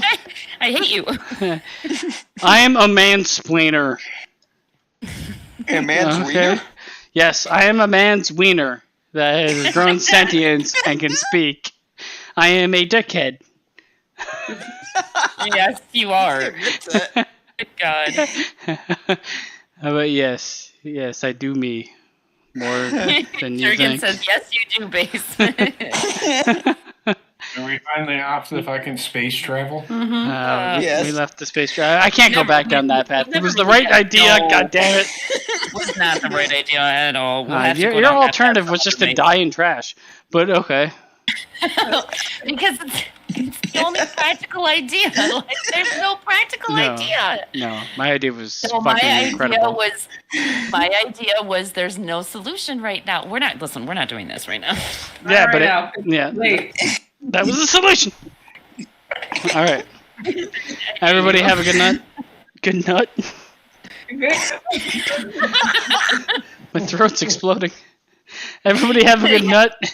Jurgen, Federico, Alpha, anybody that's still here listening to this, and JP, Heather, Gina, and Trek. We're out of here. Connor is hopefully alive, but only time will Kind of an tell. out of body experience like you did that one. Connor's been sent into outer space right